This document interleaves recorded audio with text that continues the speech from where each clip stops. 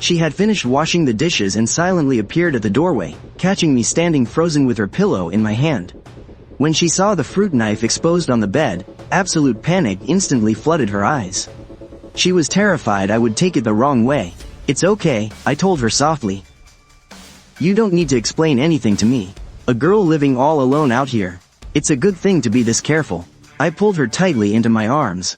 I could feel how stiff and helpless she was. Meanwhile, in my dark eyes, I was frantically piecing together the overwhelming details of the case from my past life. In this life, I swore to myself, I would never let that tragedy happen again. Whether it was inviting her in to stay with me, or finding a knife hidden under her pillow for protection, none of it bothered me. My total acceptance and trust made Bai Wei choke up, like a lump was caught in her throat. She had a million words of gratitude she wanted to say, but she couldn't utter a single syllable. Her grandmother's voice suddenly echoed in her ears. "In this life, all that matters is finding the right person." That was exactly what her grandma used to tell her, and now, she finally understood. Even though this kind of happiness is something most people spend their entire lives searching for in vain. Deep down, she knew just how incredibly lucky she was to have found me. She took a few deep breaths. To calm herself down, she slowly walked over to the bed, picked up the fruit knife that once gave her a false sense of security, and quietly tucked it away in the drawer. She wouldn't be needing that cold piece of metal anymore. Back in the living room, I was just pulling 2 cups of yogurt from the fridge. Smiling, I peeled one open and held the yogurt-covered lid up to her lips. "A little yogurt after dinner is good for you," I said. "Here, lick the lid, let's not waste it."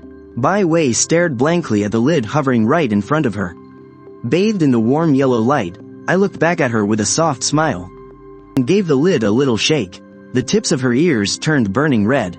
She obediently parted her lips and leaned in toward the plastic. The moment her tongue scooped up the yogurt, the sweet and tangy flavor burst on her taste buds. Watching her look as adorable as a little kitten, I found myself completely captivated for a moment. "I was worried you wouldn't like the plain one, so I opened a sweet one for you. How is it?" "It's really good," she murmured. I opened up my own cup, and started gulping it down. She noticed a smudge of yogurt on the corner of my mouth, and instinctively grabbed a tissue to gently wipe it away. The moment she did, she suddenly realized how intimate we were being and quickly took a step back. Retreating shyly to the sofa, she gripped her cup with both hands, taking tiny little sips. Even though she looked like she was just quietly enjoying her yogurt, I knew her full attention was on me. I stared at her in sheer amusement. My gaze slowly trailed from her trembling knees up to the hollow of her neck, making her so flustered that she unknowingly rubbed her bare ankles together. I could see right through her nervous fidgeting, and I found it incredibly endearing. Chuckling, I sat down right next to her. "Miss Nanny, mind if I borrow your shoulder for a quick nap? Lying flat on a full stomach doesn't feel right. It's much better to lean on someone." Blushing fiercely, Bai Wei gave a tiny nod, as I gently rested my head against her, my hair brushing softly against her collarbone. She instantly went totally rigid, as if the blood in her veins had completely frozen. With my warm breath tickling the side of her neck, all she could do was hold her breath and try her best to match my rhythm. Those 5 minutes felt like an absolute eternity to her, yet somehow passed by in a heartbeat. The breeze from outside tousled her hair, sending a few strands fluttering against my forehead. It made me frown a bit, so she playfully reached out to brush them aside. She gently swept them across my forehead, but when I shifted my body, my forehead ended up buried right against her cheek, and half my head rested on her chest. Catching a sudden, sweet scent, my eyes snapped wide open. The moment I realized the position I was in, I shot up straight. "I can't believe I actually dozed off. I'm so sorry. I swear I wasn't trying to take advantage of you. You're always saying how exhausted I look, but honestly, you're not doing much better. Since you fell asleep so quickly leaning on me, why don't you rest a little longer?" Feeling the comforting warmth of her hand gently cupping my cheek, I smiled. I didn't say another word, and peacefully closed my eyes. In my past life as a detective, I always had to stay on high alert, so I was an incredibly light sleeper. This was the very first time I had ever fallen asleep so quickly, and so soundly, next to someone. Gradually, lulled by the gentle breeze, she leaned her head against mine, and drifted into a deep sleep. As we slept, I somehow ended up slipping down, my head resting on her soft lap. I had turned slightly to the side, wrapping both arms tightly around her slender waist, holding her like a soft body pillow. When Bai Wei slowly woke up and saw what was happening, her face instantly turned bright red, but she didn't push me away. Instead, she gently rested her hand on my back, just watching me cling to her like a needy little puppy.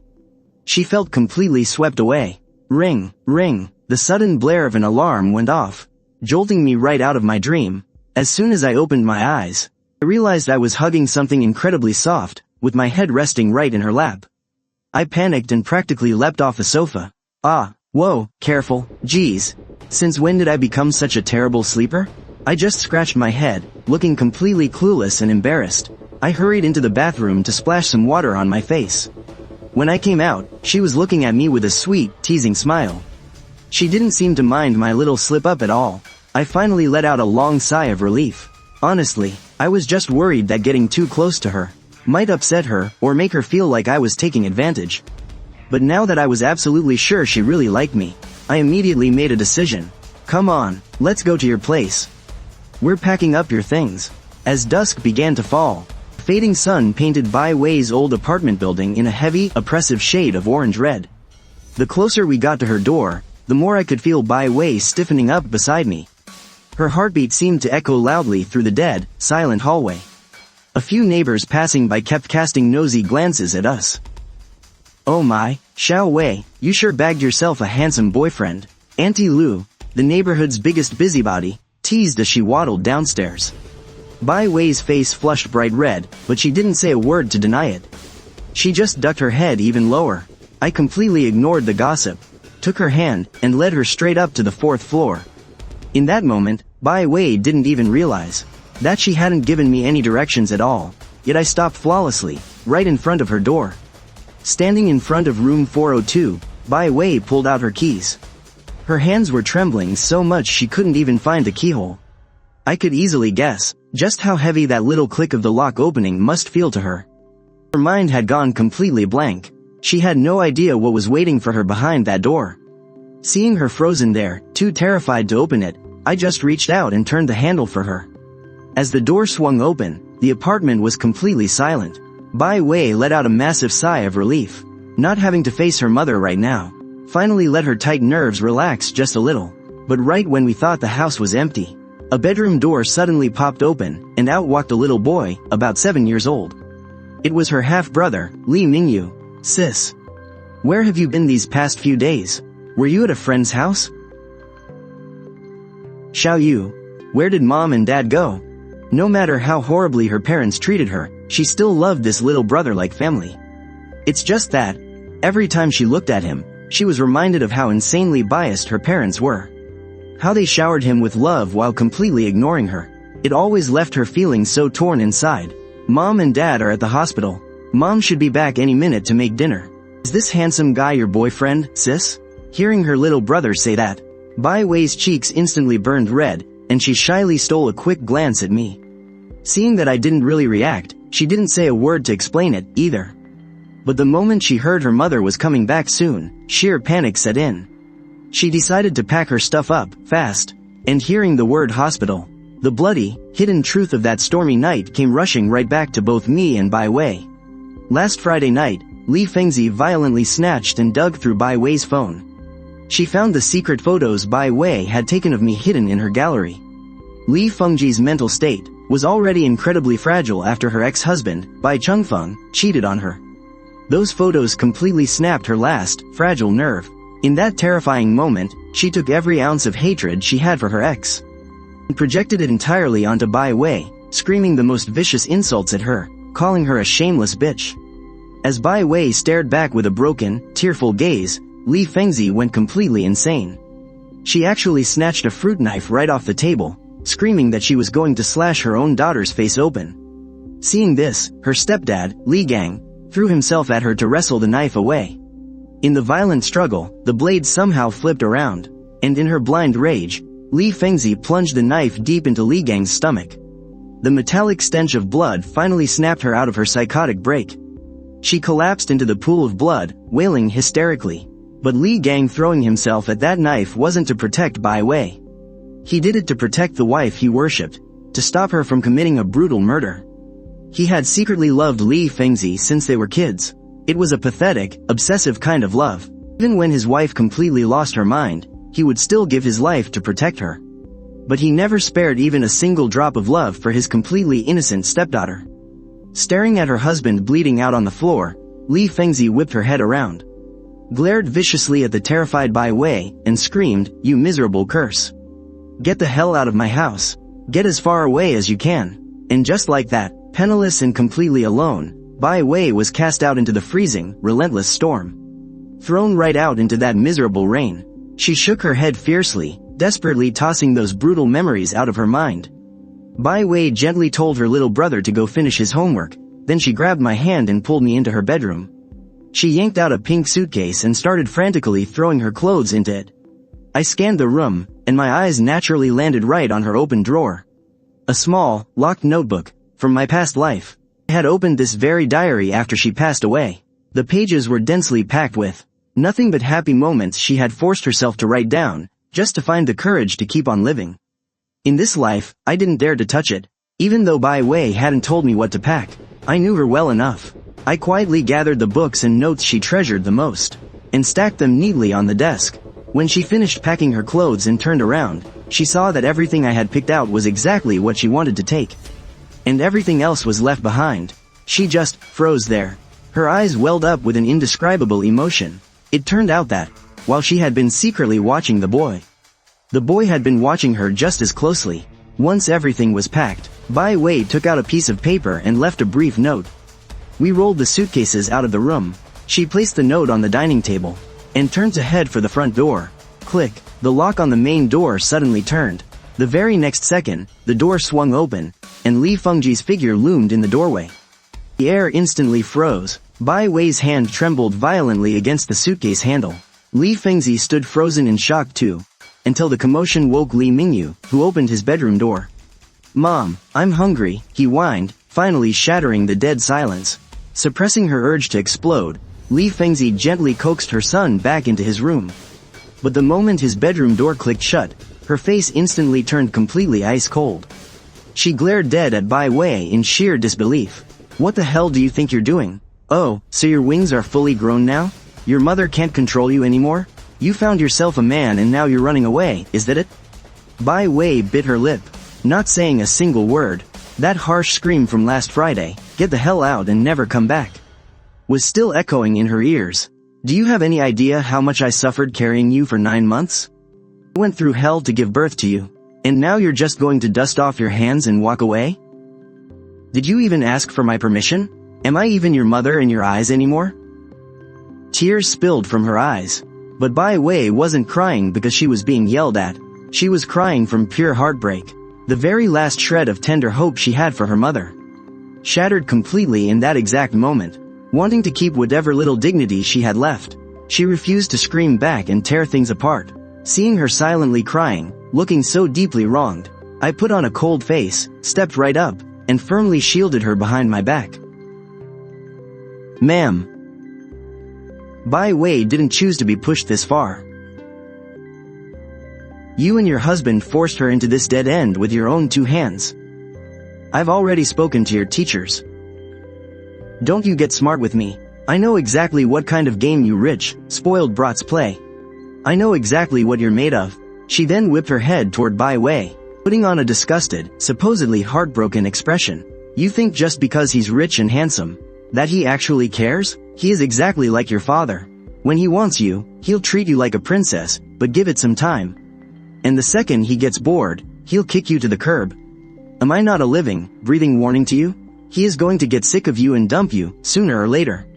Open your eyes before it's too late." Hearing those vicious, twisted accusations, Bai Wei looked up at me with tear-soaked eyes.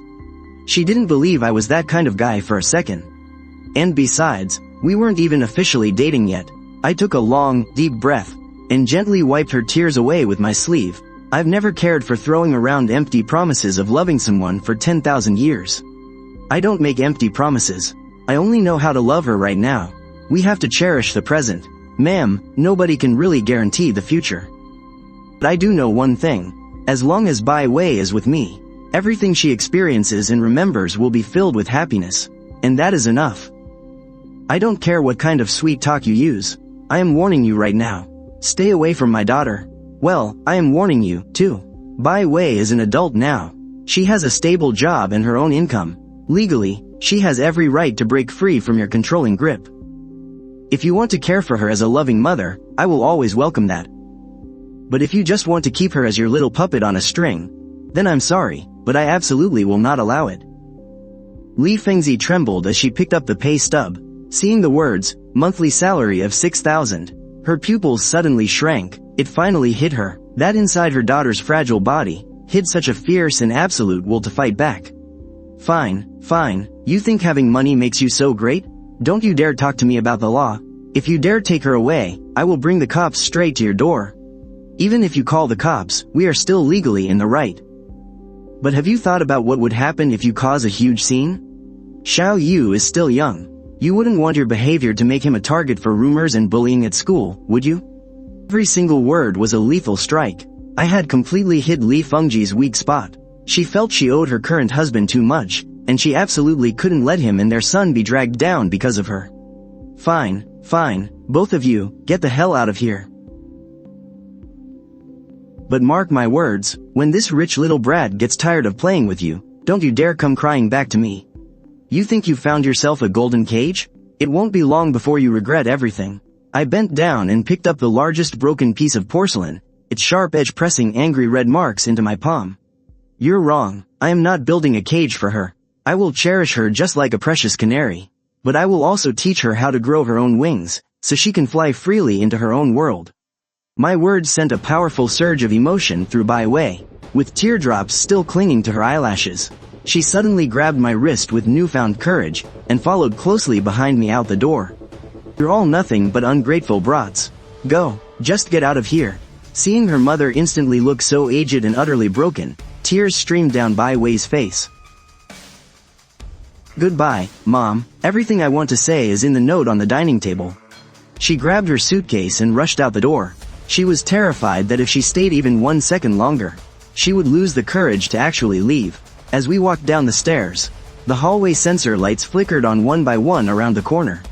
Suddenly, a hoarse, desperate cry echoed from upstairs. Ching ching, the sudden cry startled a flock of sparrows right off the windowsill. Bai Wei's entire body violently jolted, the wheels of her suitcase getting stuck hard against the steps. I could vividly feel her fingertips go completely rigid, trembling like frozen butterfly wings. Followed by the sound of frantic footsteps, Li Fengzi was rushing down the stairs so fast that she violently stumbled and fell forward, her forehead slamming harshly against the wall. Blood was already seeping through the skin. Ching ching, please don't go. It's all Mom's fault. Mom was wrong. Mom will never yell at you ever again.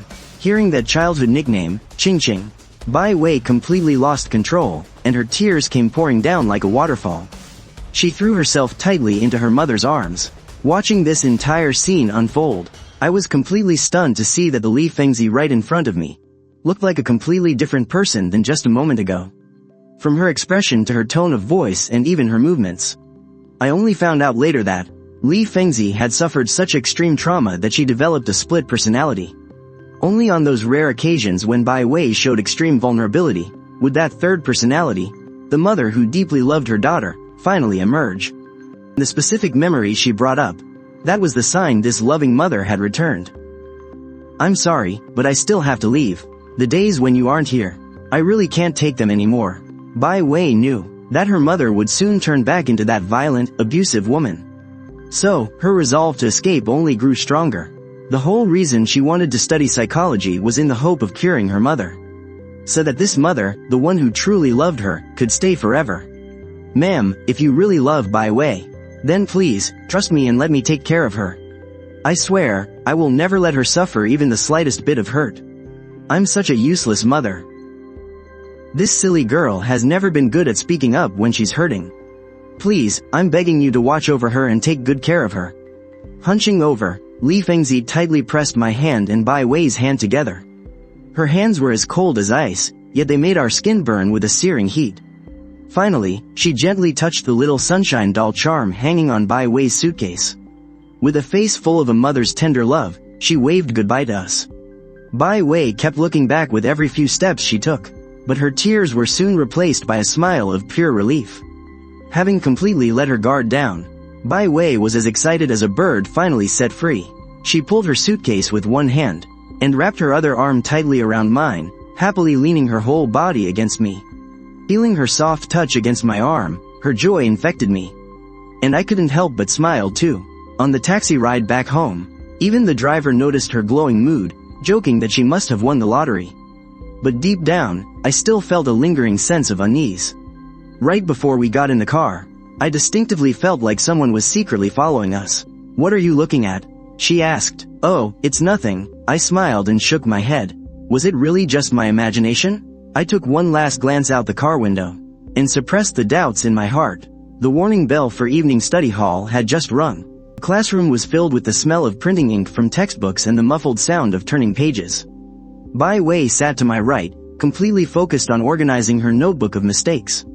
Ever since she escaped from that suffocating house this afternoon, her whole demeanor was like a plant that had finally seen the sunlight. Even her hair seemed to bounce with a newfound lightness. But I just couldn't relax. Ever since we stepped out of that taxi, that chilling sensation of being watched by a venomous snake had followed us like a shadow. 10 years of criminal investigation intuition told me that our stalker had followed us right into the school. I pretended to carelessly spin the black pen in my hand, but my eyes were locked dead onto the reflection in the glass of the front door. The motion sensor light in the hallway stayed on, which meant someone was standing right in the camera's blind spot, quietly staring in our direction. Nan Cheng, looking at the force analysis in this physics problem. I feel like I missed calculating a friction force. Could you take a look at it for me? As she leaned closer, carrying a faint scent of citrus, I took her scratch paper. But out of the corner of my eye, in that very split second, I caught sight of a reflection on the front door's glass. It was the fleeting shadow of someone wearing a black raincoat. The figure instantly shrank back behind the wall. "Right here, you overlooked the static friction of the incline. But don't worry about this problem right now. Bai Wei, listen to me. For the next 5 minutes, no matter what happens, stay right in your seat and absolutely do not leave this classroom." "Did something happen? Where are you going?" "Don't be afraid, I'm just going to catch a creep that's been tailing us. Remember, staying in the classroom with the crowd is the safest place for you right now. Wait for me right here." Not giving Bai Wei any chance to ask more questions, I abruptly stood up, pushing my chair back. I strode out the back door of the classroom. The moment I stepped into the hallway, the gentle look on my face instantly vanished, replaced by the aura of the police captain from my past life, the one who struck terror into the hearts of serial killers.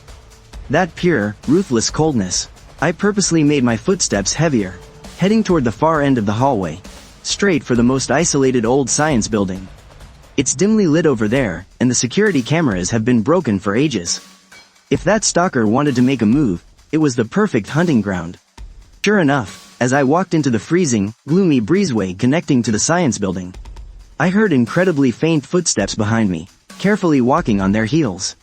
The squeak of rubber soles against the terrazzo floor was infinitely magnified in the empty hallway. I let out a cold sneer. The prey took the bait. I slammed open the wooden door of the old chemistry lab, and quickly dodged into the blind spot behind it. I held my breath. 10 seconds later, the door was slowly pushed open by a rough hand, and a faint flashlight beam swept into the room. Now, I lunged from behind the door like a cheetah.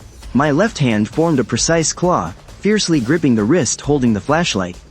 My fingers dug in, and I twisted it outward with brutal force. With a muffled groan of agony, the flashlight crashed to the floor.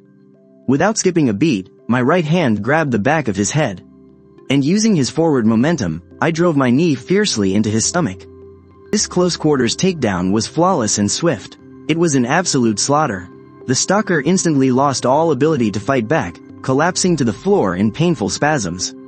I planted my foot hard on his chest, pinning him dead to the floor. Then, I bent down, grabbed the flashlight, and flashed the beam right into his face. But when I saw that pain-twisted face, my pupils violently contracted. Li Gang, the man lying on the floor, was actually Bai Wei's stepfather. The same man who, during that stormy night last Friday, tried to protect his crazed wife, and took a knife to the gut for it.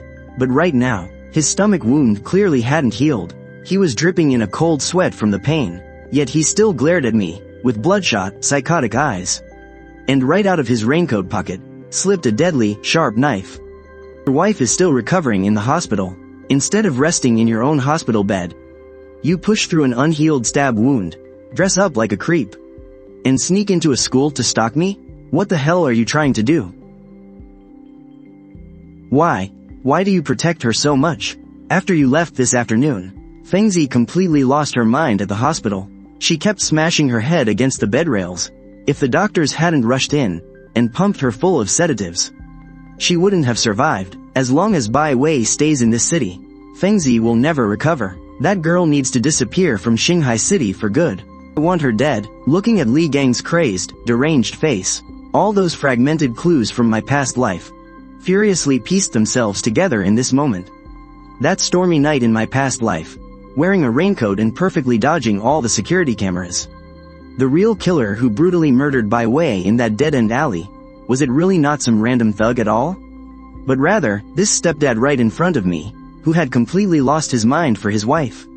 Did he, on that night, just like today, completely ignore his injuries? Sneak out of the hospital, follow right behind Bai Wei, and ruthlessly kill her? I made a split-second decision. No time for hesitation. I immediately dialed 911, reporting him for stalking with a deadly weapon and attempted assault. I got Li Gang shoved into the back of a police car. But as I watched the cruiser speed away with sirens blaring, a string in my heart remained pulled dangerously taut. I just couldn't shake off this feeling. First thing the next morning, I made an excuse and took half the day off. Using my dad's connections in the city, under the guise of a family member checking on his injuries, I slipped into the city hospital's security room. Without solid evidence proving he was the killer, I didn't dare jump to conclusions. After all, during the police investigation in my past life, they ruled out his motive right from the start, and he had a rock-solid alibi. I had to see it with my own eyes. On that stormy night last Friday, what the hell was Li Gang doing? Excuse me, sir, could you pull up the security footage from last Friday night, between 8 and 10 p.m. for the ER operating room hallway? The screen flickered as the footage jumped. At 8:15 p.m., Li Gang, covered in blood, was wheeled into the operating room. At 8:40 p.m., the red light above the OR was still on. Several nurses rushed in and out, grabbing blood bags. At 9:20 p.m., Li Gang was wheeled out of the OR, hooked up to tubes, and transferred to the ICU. All the way until 11 p.m., absolutely no one went in or out of those ICU doors. A man with such severe injuries couldn't possibly have jumped from a third-floor hospital balcony. It felt like a bolt of lightning struck my brain. My hands and feet went ice cold in an instant. The forensic doctor had determined that Bai Wei's time of death in my past life was exactly around 10:30 that night. An ironclad alibi. In my past life, that stormy night, Li Gang was literally lying on an operating table. It was physically impossible for him to be in two places at once to hunt Bai Wei down in that alley. If the killer wasn't her stepdad, Li Gang, then who could it be? As I walked out of the hospital's main entrance, the midday sun blinded me so much I had to squint. Li Gang's perfect alibi felt like a massive boulder crushing my chest. Who exactly was that killer hiding in the storm during my past life? This fear of the unknown, of an unseen enemy watching me from the shadows, made me far more anxious than facing a monster head-on. I pushed open my front door. The house was dead quiet. The faint scent of body wash lingered in the air. I kept my footsteps light and walked into the guest bedroom. Bai Wei was curled up under the covers, taking a nap. She was tossing and turning, sleeping so restlessly. Her long eyelashes fluttered slightly, and her hands were subconsciously gripping the edge of the blanket. Looking at her peaceful yet incredibly fragile sleeping face, most of the anger in my heart melted away. I walked over, wanting to pull up the light blanket that had slipped down. The moment I looked up, my eyes swept across the guest bedroom window. My movements froze instantly. The afternoon sun was hitting the glass at an angle, and right there, on the outside of the window, shockingly, was a faint, distinct, dusty fingerprint. Every hair on my body stood on end in an instant. I held my breath, immediately turned around, and pushed the door open. I rushed around to the bushes outside the house. Sure enough, on the edge of the lawn right outside the guest bedroom window, a few potted plants had been trampled flat, leaving a trail of messy footprints in the mud. Footprints led straight to the window, right where Bai Wei had been taking her afternoon nap. My heart started pounding. Whoever it was, they were just standing right here. They even pressed their hands against the glass, separated by just this thin pane, creeping on the sleeping girl inside. A wave of panic washed over me. I can't believe they tracked us all the way here. Sure, the complex has security, but it's useless against the stalker who's hell-bent on hiding. I couldn't just sit around and wait for something bad to happen. That afternoon, I headed straight to the electronics market and bought 3 huge boxes of top-tier gear. HD infrared night vision cameras, window vibration alarms, you name it. I lugged a stepladder around myself, going in and out of the house and the living room, drilling holes and running wires. The noise woke Bai Wei up. She came out of her room in oversized pajamas, rubbing her sleepy eyes. "What are you up to? Why did you buy so many cameras?" "I'm just a little paranoid, that's all. Living on the first floor is convenient. But it never hurts to have a few extra cameras to keep the creeps out. Here, hold the ladder for me. Are you worried it's not safe for me to be home alone?" HMPH, you already know the answer to that.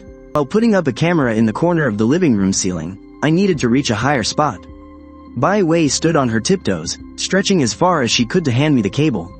As she reached up, her loose shirt shifted, revealing her delicate collarbones and a glimpse of pale skin. Looking down from the ladder, my eyes accidentally caught the view. My throat suddenly went completely dry.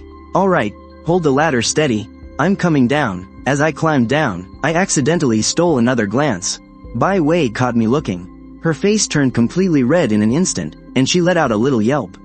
She let go of the ladder, and I lost my balance. I started to fall, and Bai Wei quickly threw her arms out to catch me.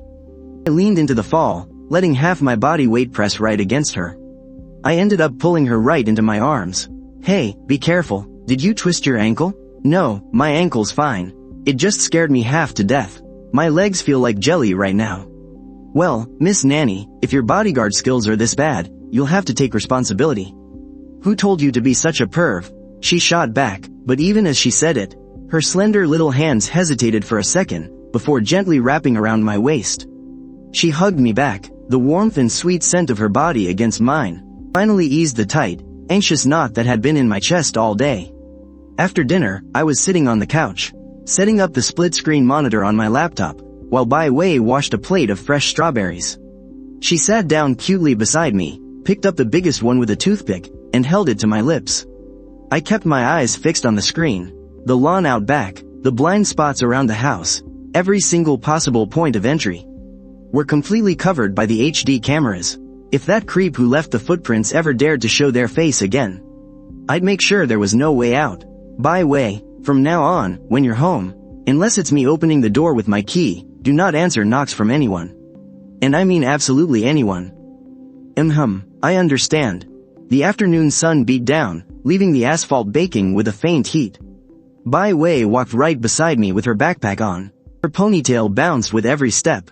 Ever since she moved into my apartment, escaping that suffocating home of hers, even her steps felt so much lighter. She'd lean in every now and then, chatting about the mistakes she made in her study prep today. But I couldn't relax at all. That creeping, needle-like sensation of being watched, it locked onto the back of my neck the second we stepped out of the neighborhood gates.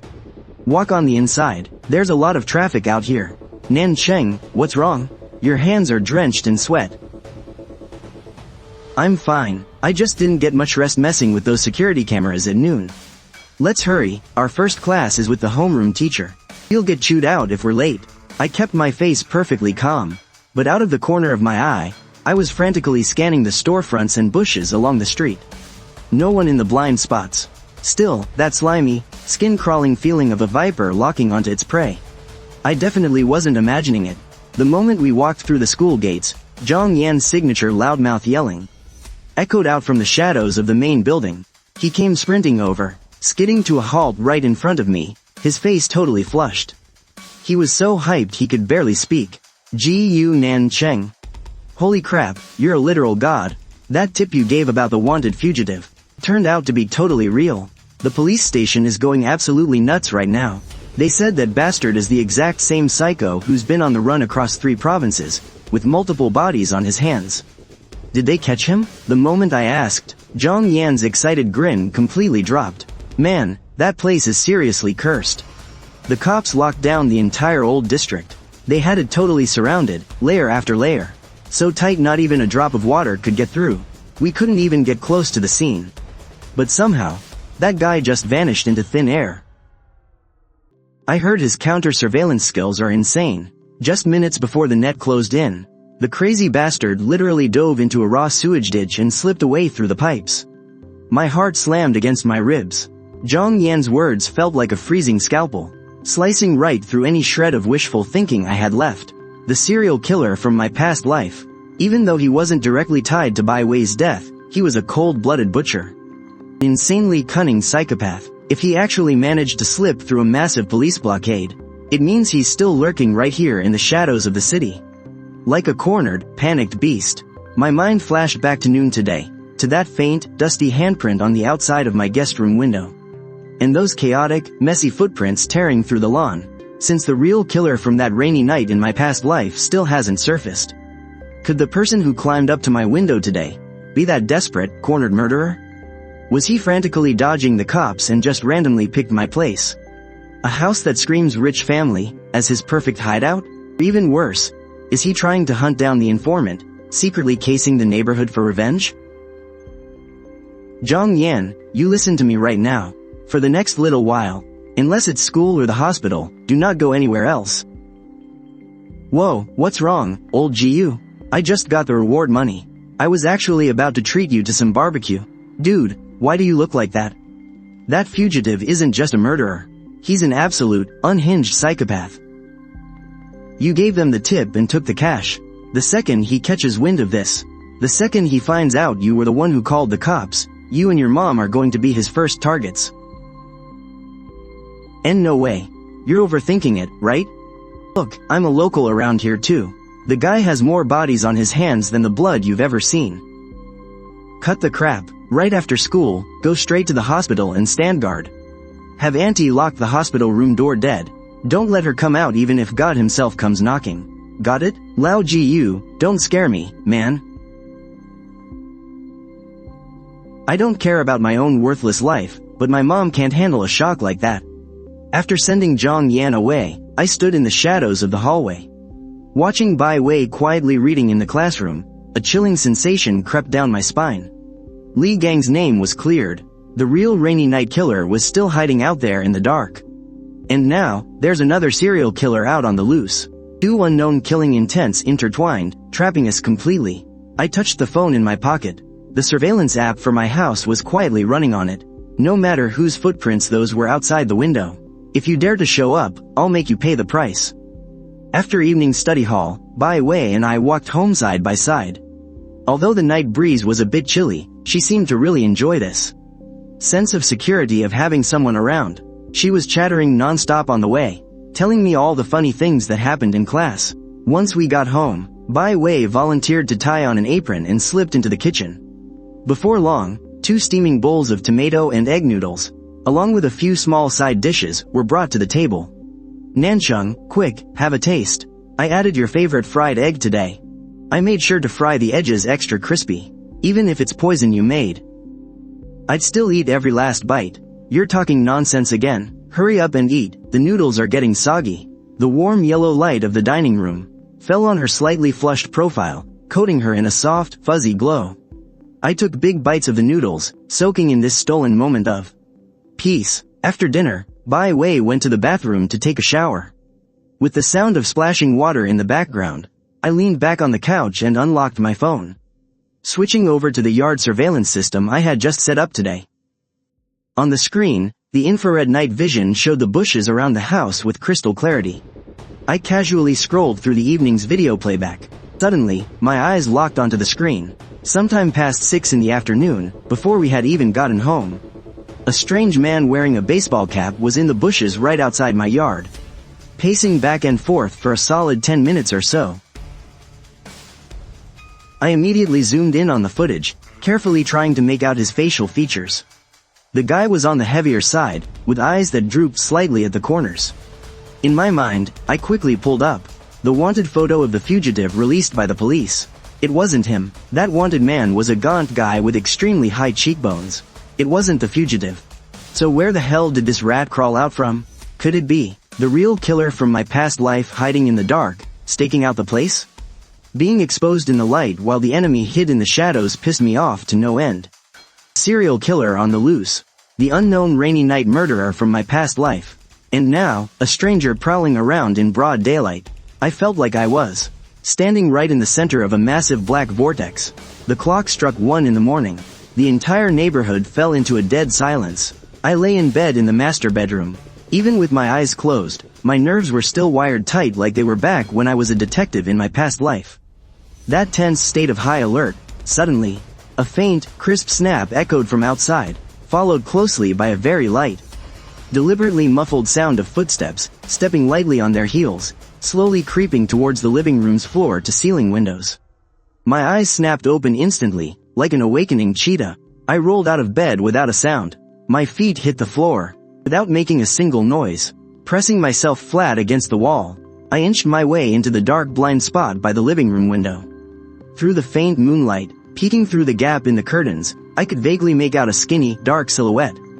It was sneaking suspiciously against the outside wall of my house. The shadow's hands seemed to be fumbling around on the windowsill for something. Even trying to gently push the window open, every muscle in my body was coiled and tense to the absolute limit. If he made even one wrong move, I'd immediately rush out there and destroy him in a split second. But I forced myself to hold back, not wanting to spook him. I wanted to see exactly what he was up to, and if he had any accomplices. Minute by minute, time ticked by.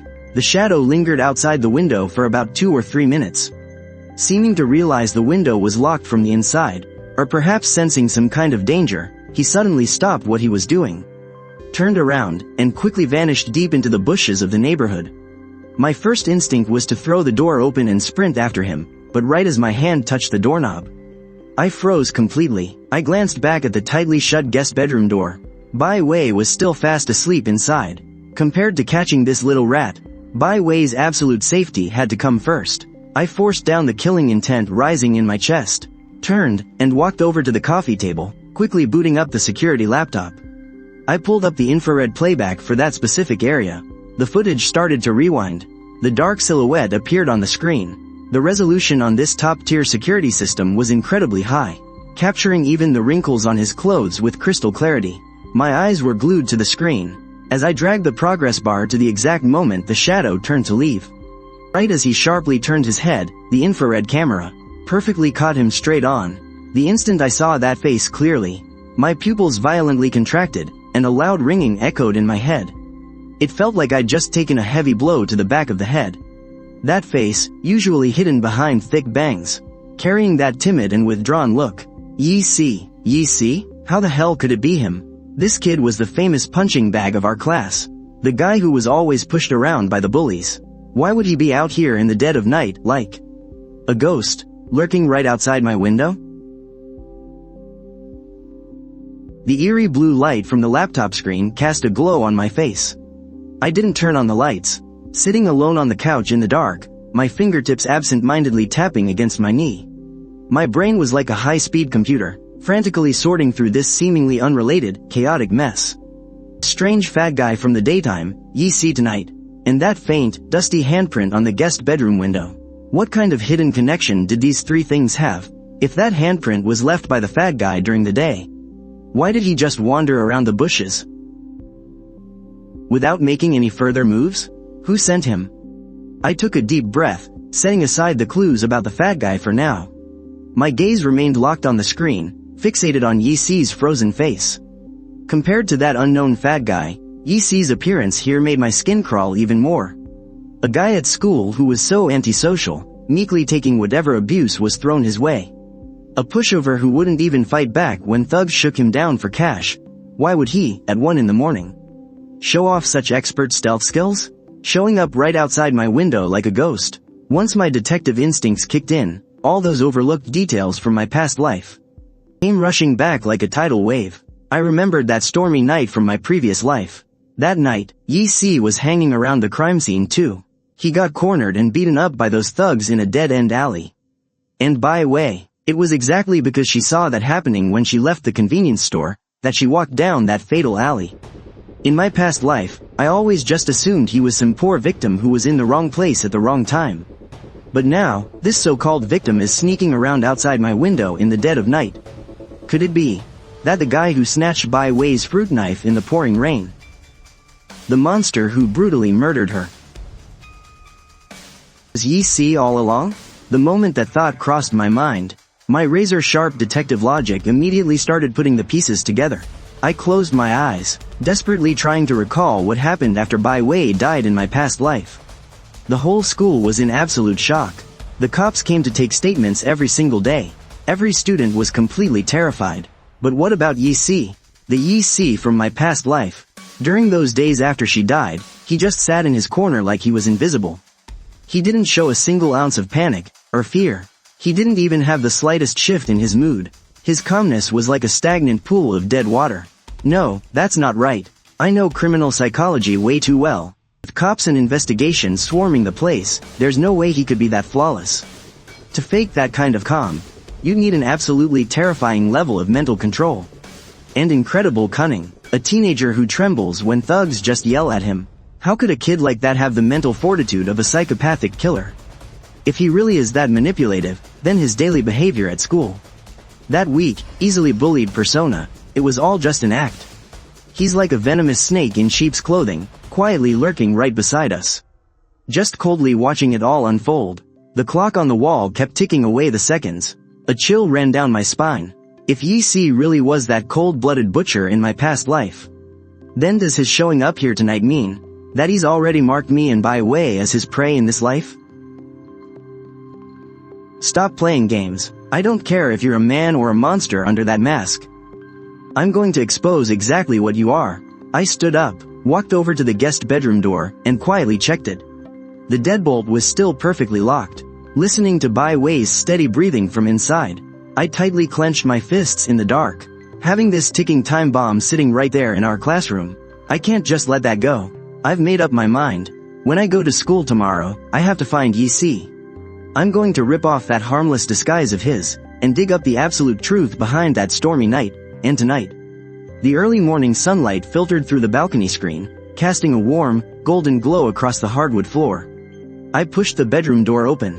I could hear the loud sizzle of bacon frying in the kitchen.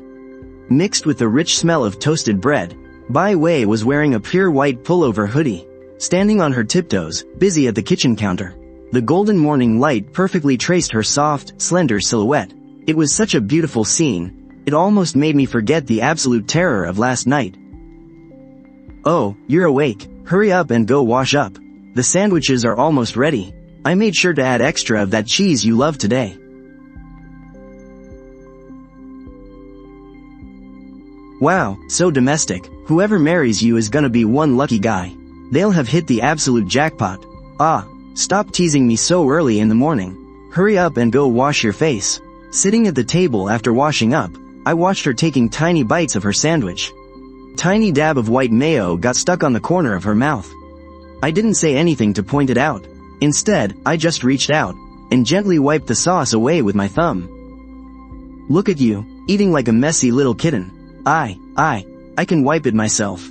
This fleeting moment of warmth felt exactly like the calm before the storm. I gulped down my last sip of milk, burying the dark memory of last night's security footage deep in my eyes.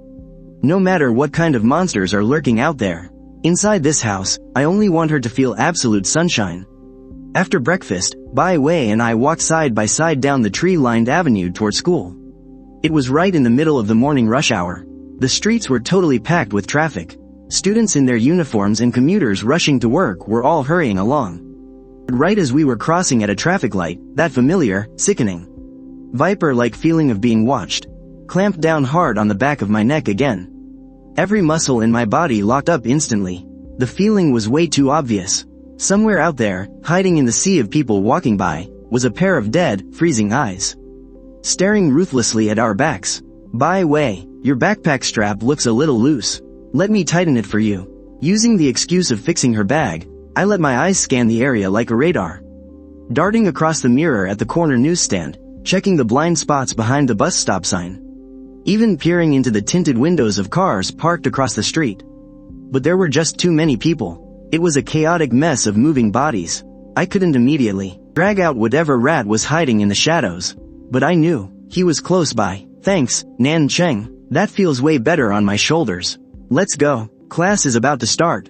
Haunted by that creeping feeling of being watched the entire way, we finally stepped into the deafening noise of the morning reading session. I told Bai Wei to head to her seat first, while I hung back by the rear door of the classroom. My eyes, sharp as a knife, instantly locked onto the very last row, onto that one desk always swallowed up by the shadows.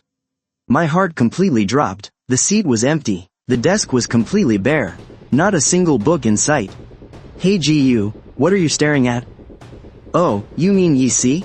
That quiet weirdo? He didn't show up today. Heard he called in sick to the homeroom teacher first thing this morning. Said he had a high fever and couldn't get out of bed.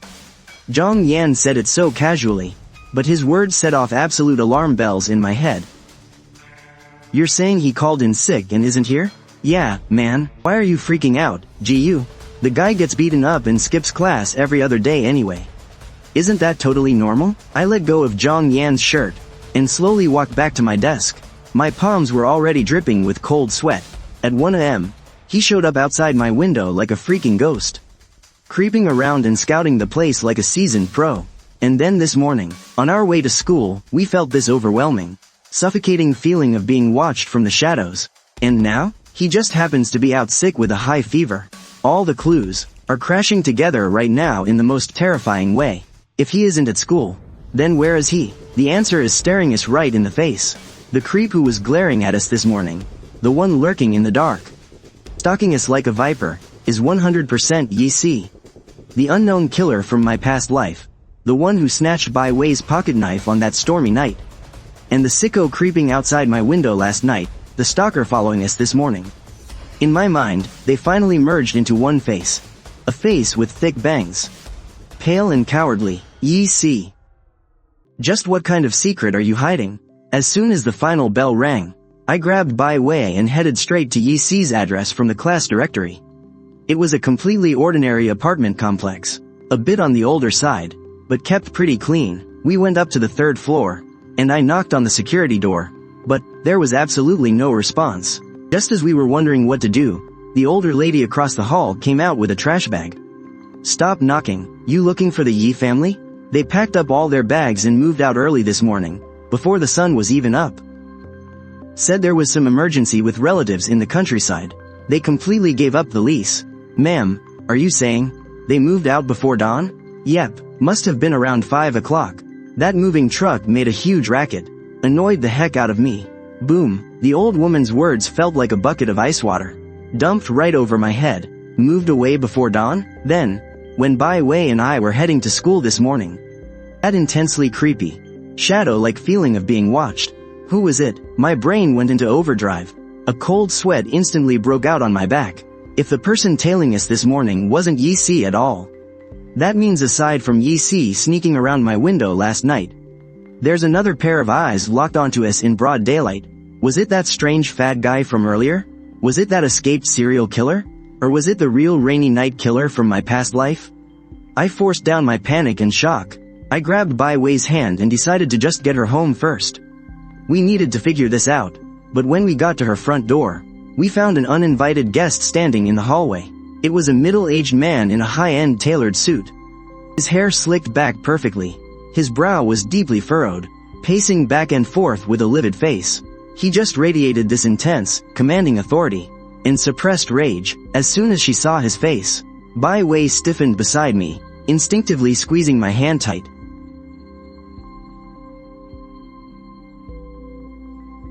Oh, so you still remember I'm your father? Bai Chengfeng stormed over, aggressively yanking Bai Wei away from me. Bai Wei, do you have any idea what you're doing? Your mother is lying in a hospital bed right now, delirious from her illness, and you actually have the nerve to just abandon her? Not only that, you're a young lady. You're so young, yet you run off to live with some boy? What do you think of your own reputation? Facing her father's overwhelming barrage of scolding, Bai Wei's eyes instantly welled up with tears. But this time, she didn't back down.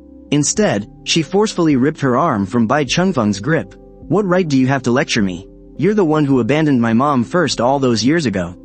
If it weren't for you, she never would have ended up like this. What do you know about adult matters? Every month, did I ever short you on child support? Now that your mom is sick, you just run away?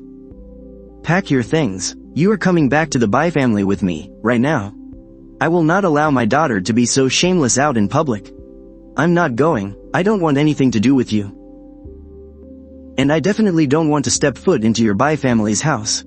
I will figure out my mom's illness myself. I don't need your help.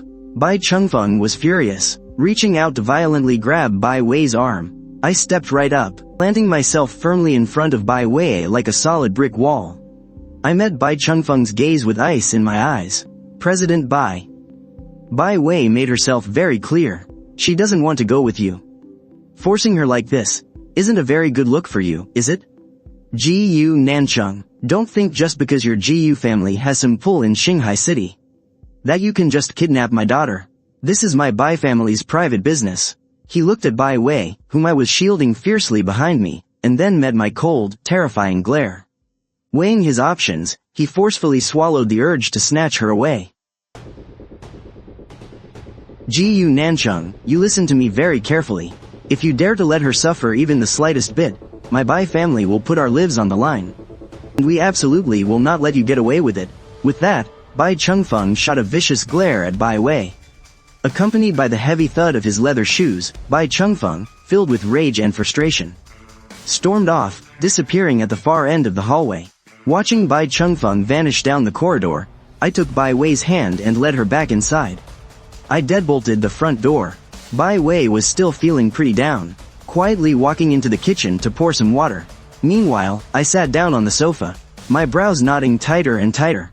Bai Chengfeng's display of absolute heartbreak just now, playing the fiercely protective father swearing to defend his daughter, it made me feel an overwhelmingly strong sense that something was off. It just wasn't right. He had the cold heart to abandon his wife and daughter back then, ignoring them for over a decade. He didn't even show his face when Li Fengzi lost her mind. So why would he suddenly rush to my door today, putting on this huge act of caring whether his daughter lived or died? I pushed down my suspicions, and casually turned on the computer monitor connected to the security cameras. The second the screen lit up, my pupils shrank sharply. It was that fat guy, that slightly chubby man with the droopy eyes from last night's footage. Right at this moment, he was actually back, lurking by the bushes downstairs. He was hiding behind a utility pole, peeking out and staring dead at my window.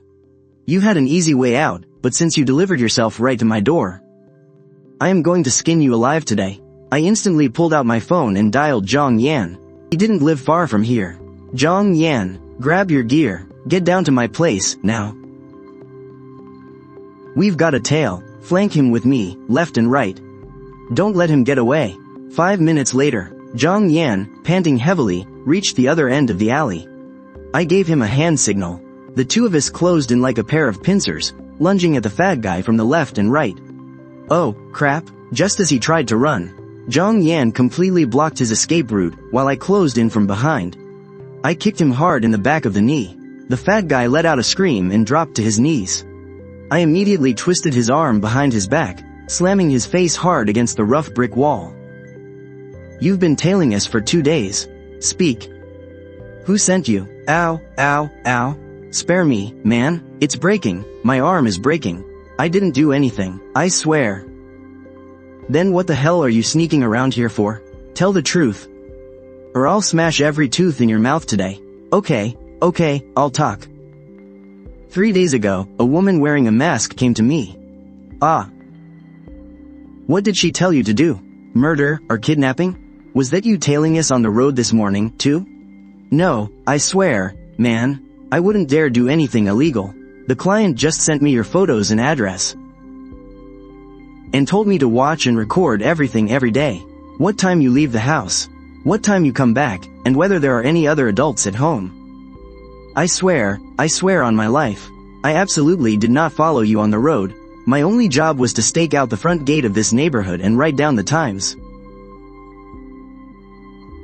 Ah. What does she look like?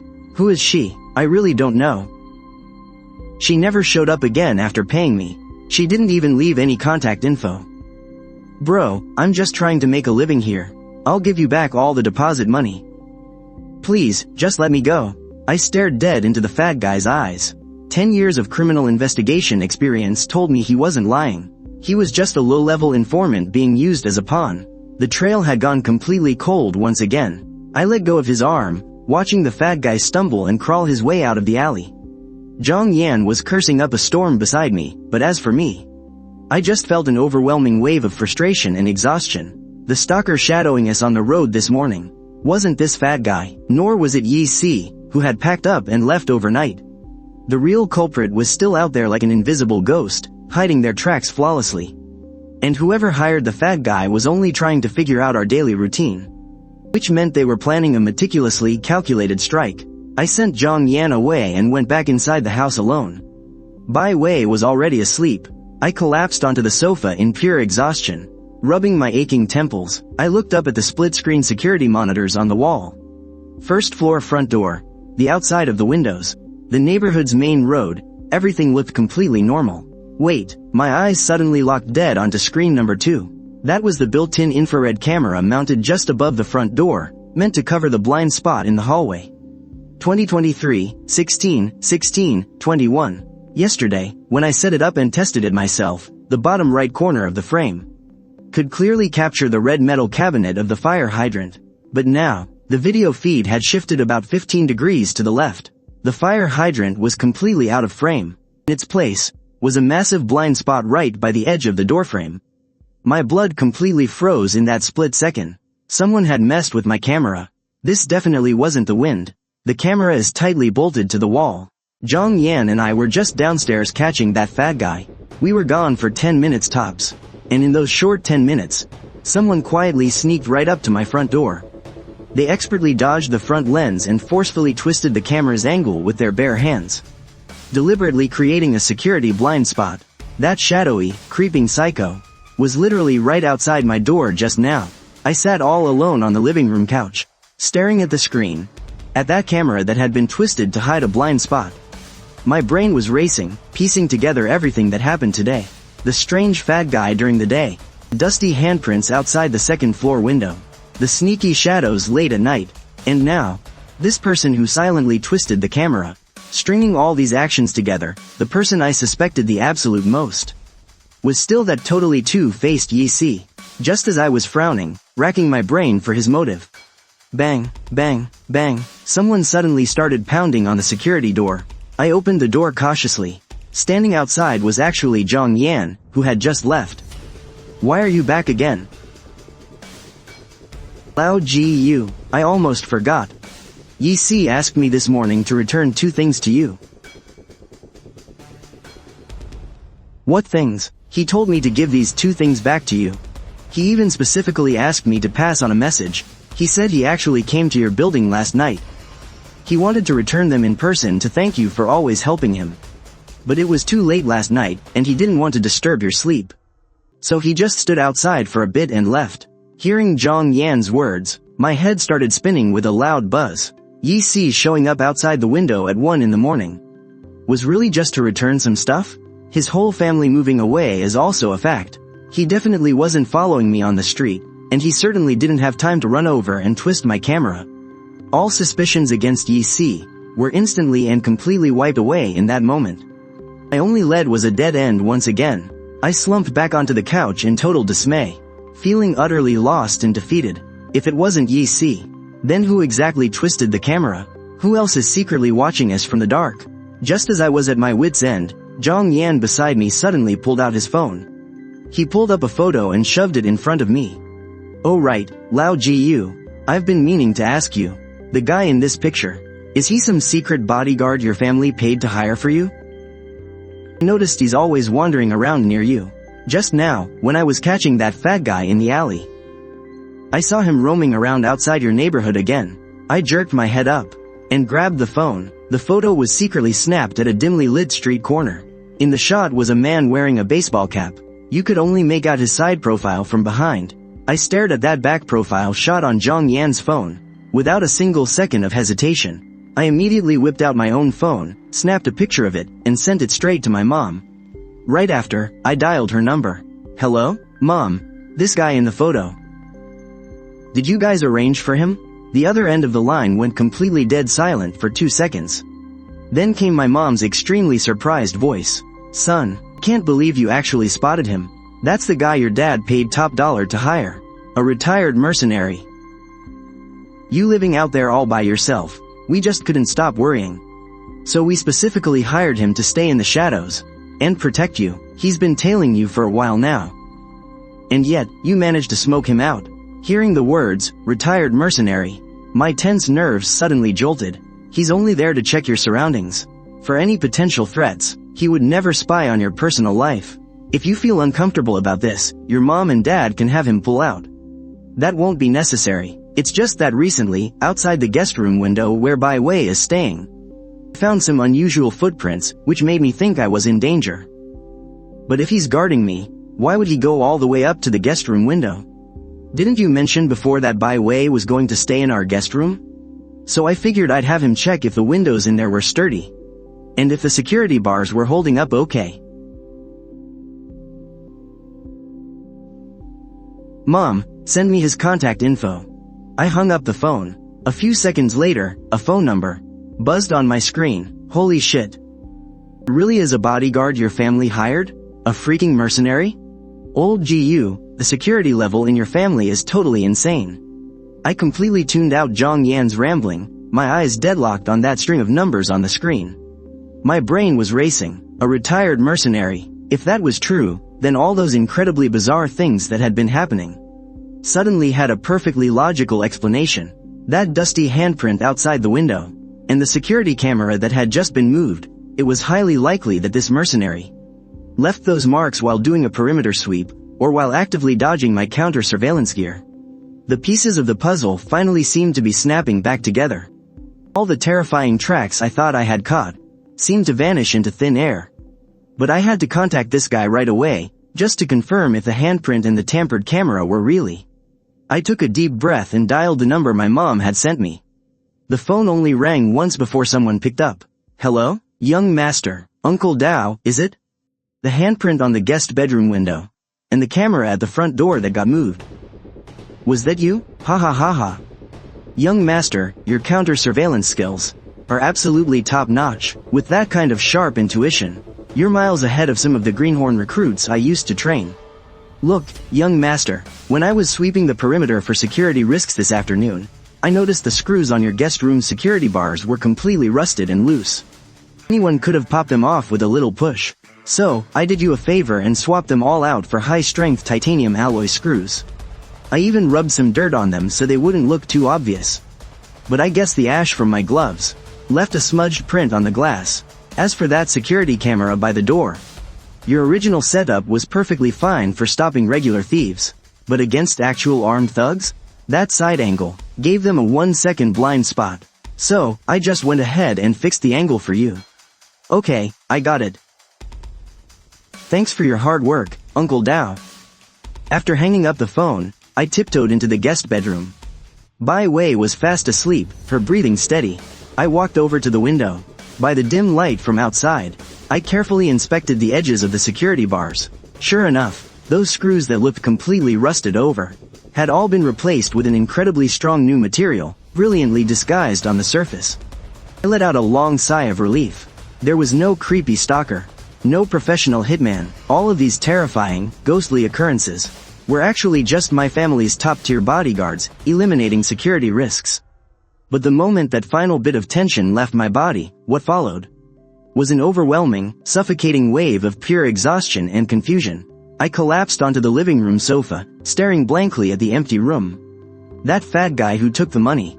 The trail is dead. Yi Si moved away, completely cleared of suspicion. Li Gang has a rock-solid alibi.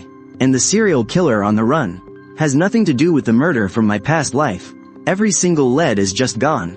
The real killer from my past life, the one who brutally snatched Bai Wei's fruit knife on that stormy night and stabbed her to death, is still out there, like a faceless ghost. Perfectly hidden in the sea of people.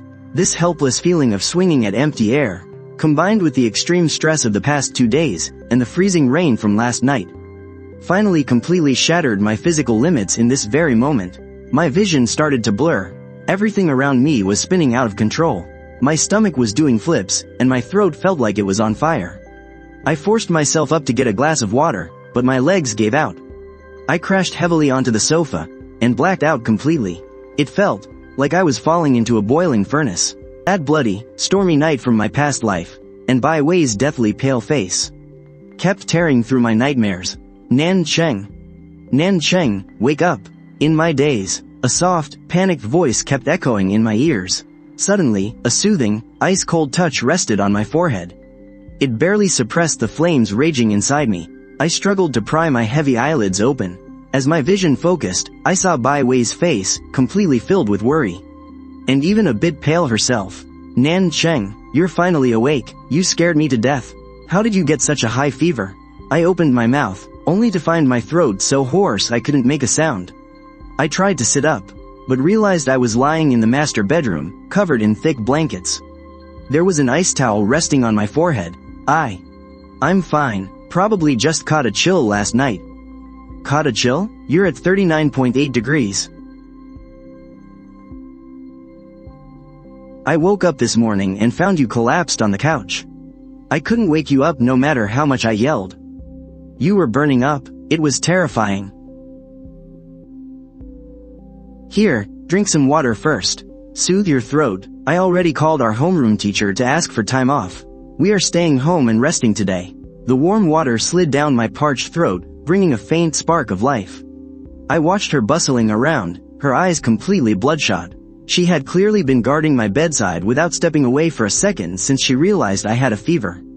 Take your medicine. She gently fed the fever-reducing pill into my mouth.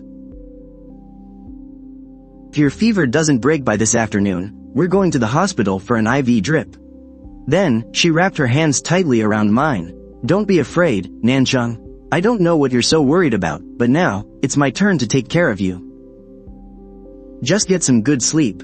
I'm not going anywhere. I'll be right here watching over you. Looking into her unwavering eyes, and feeling the warmth of her palms, my nerves, which had been stretched so tight they were about to snap, finally found true relief in this moment. Lulled by the medication and the fever, I closed my eyes again and fell into a deep sleep. In my dreams, I was suddenly pulled back to my previous life. A colleague was greeting me enthusiastically. Old GU, we found a breakthrough in that case you've been obsessing over. It's someone you know. We caught him. You need to go look. I quickly demanded to know who it was. Flash of white light blinded me, and I jolted awake. When I woke up again, the sky outside the window had already turned dark. The afterglow of the setting sun peeked through the half-drawn curtains, casting a warm streak of orange across the bedsheets. The aching in my body felt much better, and the burning heat on my forehead had completely faded. I turned my head slightly, immediately spotting Bai Wei asleep, resting against the edge of the bed. She looked absolutely exhausted, with faint dark circles under her eyes. Her hands were still tightly gripping the cold towel she had used to cool down my fever.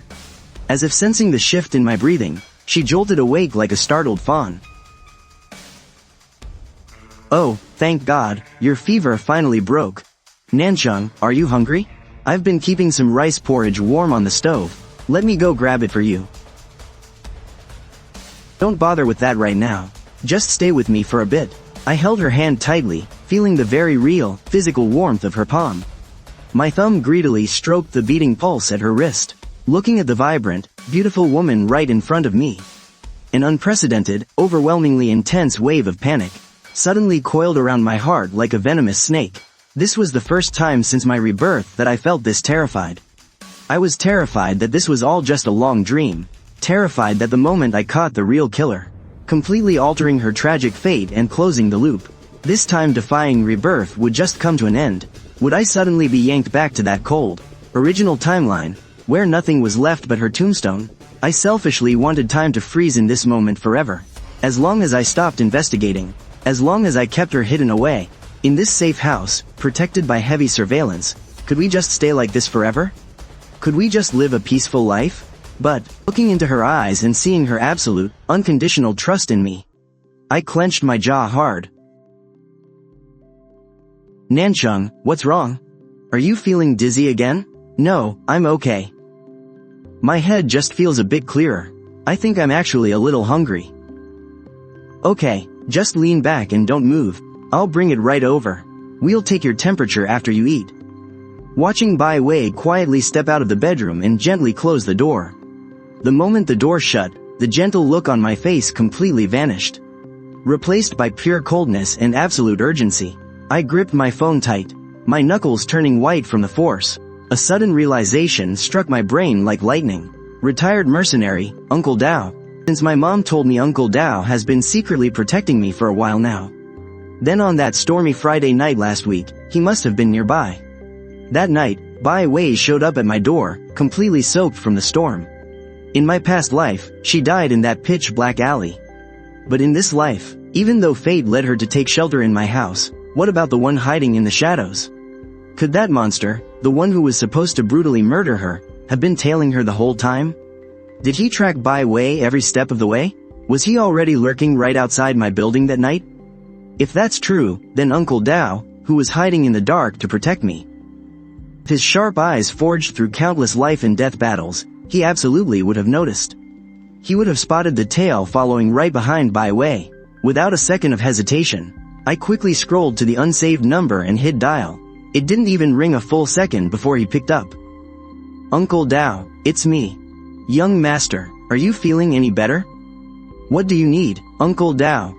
Last Friday night during the storm, around 9:30, a girl, totally drenched, came knocking on my door. You must have been keeping watch around my apartment complex at that time. Right? I was stationed on the roof of the building right across the street at the time.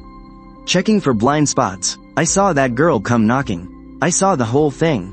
Then, did you notice if there was anyone suspicious tailing her? Or rather, did anyone follow her all the way to my place? Maybe even watching her from the shadows? After blurting out that question, the air in the room felt dead and heavy. There was a brief silence on the other end of the line. Only a faint hum of static pricked at my eardrums. The silence lasted for barely 2 seconds, before Uncle Dao's deep voice came through. Boom! My heart pounded like it had been hit with a sledgehammer, and my blood instantly ran hot. The rain was pouring hard that night. The guy was wearing a long black raincoat. With a mask on, he kept a distance of about 50 meters the whole way, following right behind the girl, not too close, not too far. He only stopped when he saw her walk into your apartment building. The guy stood under the streetlight across the street for about 2 or 3 minutes, before turning around and walking away. Since then, that guy hasn't shown up again. In my past life, Bai Wei never made it inside my apartment. So, that monster found the perfect chance to strike in that alleyway. But in this life, because she hid in my home, she completely escaped the killer's hunting grounds. So, he had no choice but to stand in the rain, helplessly watching his prey slip away. And gave up. Uncle Dao, did you get a clear look at his face? Can we find out who the hell this guy is? The rain was pouring down, and the streetlights were dim. The guy was covered up from head to toe. I really couldn't see his face clearly. But even though I didn't chase after him right then, I remember exactly which alley he ducked into when he took off. Young master, if he walked through there, he definitely left a trail. I hung up the phone and took a deep breath. I forced down the dark rage brewing in my eyes. Right at that moment, the bedroom door was gently pushed open. Nan Cheng, the porridge is ready. It's cooled down perfectly. Seeing her in that apron, looking so gentle and quiet after bustling around the kitchen. The dark tension in my chest from closing in on the truth melted away. The doctor said your stomach is weak after your fever broke, so have some of this light soup first to settle it.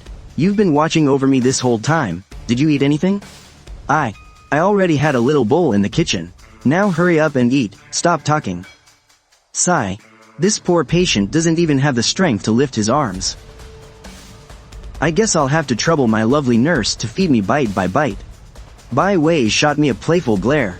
Wrapped in the warm glow of this bedroom, the conspiracies and deadly threats outside felt completely shut out. Early the next morning, I watched Bai Wei head off to her classes. And I had Uncle Dao shadow her for protection. The moment the front door clicked shut, and I knew Bai Wei was safely away, the warmth in my eyes vanished completely. I quickly changed into all black. Half an hour later, I met up with Uncle Dao in the back alley of an internet cafe near the crime scene. Young master, here is all the private security footage from that area from last Friday night. It took me all night, but I copied everything over. Good work, Uncle Dao. Uncle Dao and I stared intensely at the laptop screen. The footage was pretty blurry from the pouring rain. The second that guy walked under the street lamp, his silhouette was completely exposed. Looking at the guy's height, his build, and the way he walked, I quickly mentally scanned through everyone I knew. In a flash, one name jumped straight to the front of my mind. Lin Ranhai. There was no mistake. That height and build was definitely him. Lin Ranhai, the younger brother of Bai Wei's stepmother, Lin Shiya. That evening, I heard a key turning in the lock. Bai Wei walked in with her backpack, and the second she spotted me on the couch, she rushed right over. Nan Cheng, are you feeling any better? Are you still dizzy? I've been fine for hours, my fever is completely gone. You don't need to worry. Oh, thank goodness, I was so stressed out all day at school. I hated leaving you home alone with no one to take care of you. We cuddled on the couch for a little while, soaking in the rare, peaceful moment. Then, my smile faded. Bai Wei, I have some business I need to take care of. I'll be gone for about 2 days. 2 whole days? But you just got better. It's alright, it's just a personal matter I have to deal with. I'll be back before you know it. Be a good girl and stay home for the next 2 days. Don't go anywhere. Okay, I'll wait here for you. Just, please be careful out there, alright? I will. Saturday morning, 9 o'clock. Dark storm clouds swallowed the sky. Soon after, a violent, pouring rain began to smash against the windows. Bai Wei was terrified of thunderstorms, and right now, she was huddled on the couch, wrapped tightly in her blanket. As for me, I was standing in an abandoned, half-built high-rise somewhere in Zhongcheng. Wearing a mask and a voice changer, I stood over a guy who was blindfolded, with his hands tied firmly behind his back. His name was Lin Ranhai, the very target I'd been hunting in the shadows for days. He goes for a jog every single morning. So, I took the opportunity to kidnap him and drag him here. In my past life as a detective, I had to play by the rules and stay within the law. But right now, to force the truth about that night out of him as fast as possible, I have to use some special methods. My family doesn't have any money. Please, just let me go. I swear I won't call the cops. If I were doing this for money, what use would kidnapping you be? Right now, I ask the questions, and you answer. The fact that I caught you so easily means I know absolutely everything about you. So don't try to play any tricks. I grabbed an ice-cold glass bottle and gently pressed it against his neck, terrified by the pitch-black darkness. He instantly started trembling like a leaf. Ask me anything, I'll tell you everything I know, I swear. Think very carefully. 2 weeks ago, on that Friday night during the pouring rain, what exactly were you doing? Deliberately not giving him a specific time was a tactic to increase his psychological pressure. Sure enough, he began searching his memories in a blind panic. Stuttering, he claimed he had invited his female classmate, Xiao Yu, over to his house to do homework. Until the evening, if I drip a few drops of this liquid onto your face, I imagine the results will be quite interesting, right? No, please, stop. I'll talk, I'll tell you. I did invite a girl over that afternoon, but I went out later that night. Went out to do what? To tail a girl. You ditched the girl you invited over, just to go tail another girl in the pouring rain? Give me one good reason to believe you. It's the truth. My sister was the one who begged me to do it. Lin Ranhai's sister. That would be Bai Chengfeng's current wife, Lin Shiya. I immediately forced his finger onto his phone to unlock it, and scrolled through his chat logs from that day. Sure enough, it was all there in black and white. Lin Shiya had texted Lin Ranhai to ditch the girl at his house and head downstairs immediately, to wait and tail Bai Wei as she left their house. Before this, I could never figure out why Lin Ranhai would invite a girl over to his place, only to run out into a heavy storm to stalk someone. It made zero sense, but now, it all finally makes sense. Looking at the chat logs, Lin Ranhai had followed Bai Wei all the way to my apartment building. Lin Shiya told him to wait there for a few minutes. When he saw that Bai Wei wasn't coming back out, she told him to head back home. In other words, on that stormy night in my past life, Lin Ranhai's stalking had already completely ended the exact moment Bai Wei knocked on my door. But if Lin Ranhai was only hired to follow her, and had no intention of killing her, then how exactly was Bai Wei murdered in my past life? Thinking back to the autopsy report from my past life, Bai Wei's clothes were disheveled, but she had no obvious strangulation marks or bruising from a physical struggle. This proves she wasn't fighting off an assault, and the murder weapon was the exact same fruit knife that Bai Wei had brought with her. The only logical explanation is that Lin Xia tracked Bai Wei down herself later that night.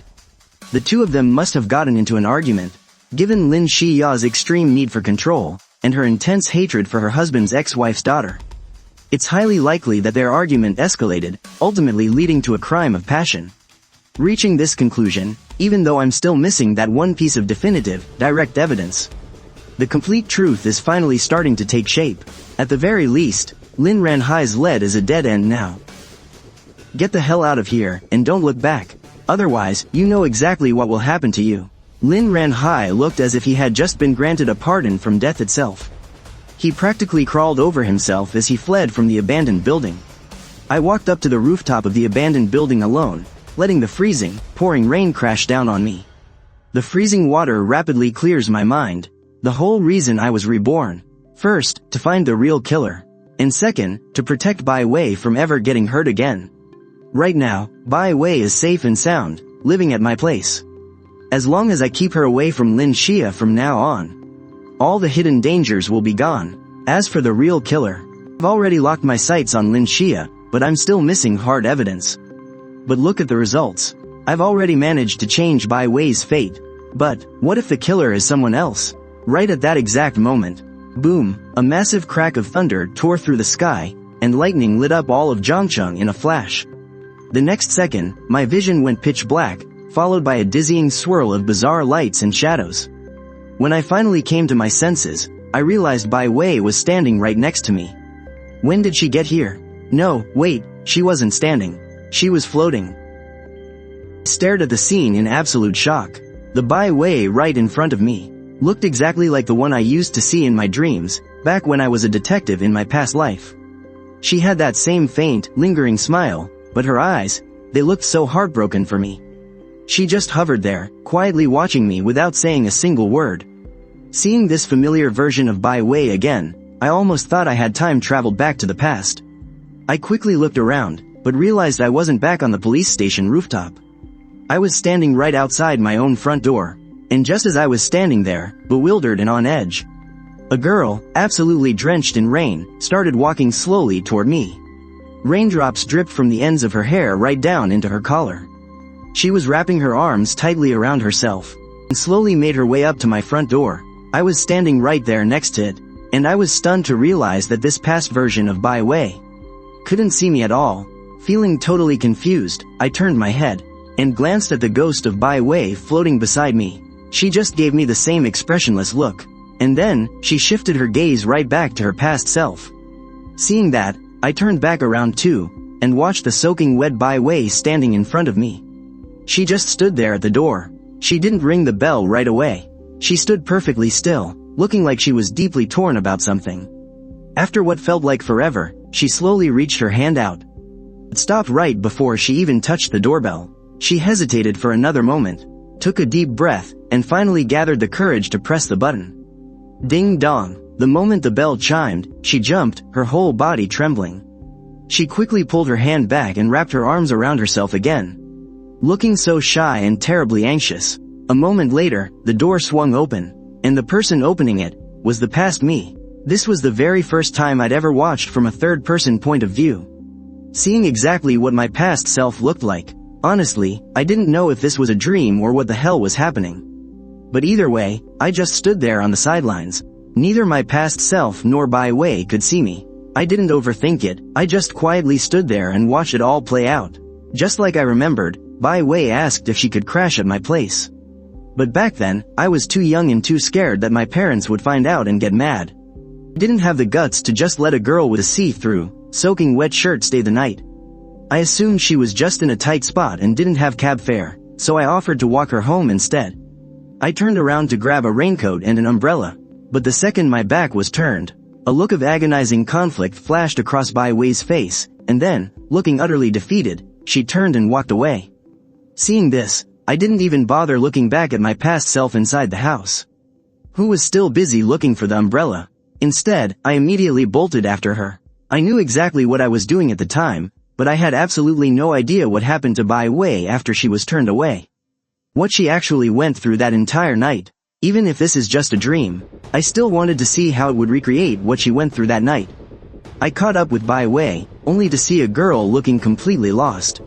Not knowing where to go, she didn't want me to find out about her family's shameful situation. So she didn't dare let me walk her home. But after turning down my help, where was she supposed to go? In this vast world, she didn't have a single place to call home. Her mother, her father, and me, the three safe havens in her heart, seemed to have no room left for her. She stumbled in a daze to the front of a convenience store when her stomach suddenly growled. Remembering she hadn't eaten anything since noon, she pulled out the very last of her money and bought a piece of bread and a carton of milk for dinner. Seeing how miserably soaked she was, the store clerk kindly brought over a towel for her to dry off and warmly pressed an umbrella into her hands before she left. Just bring it back next time you're around. The rain is pouring out there.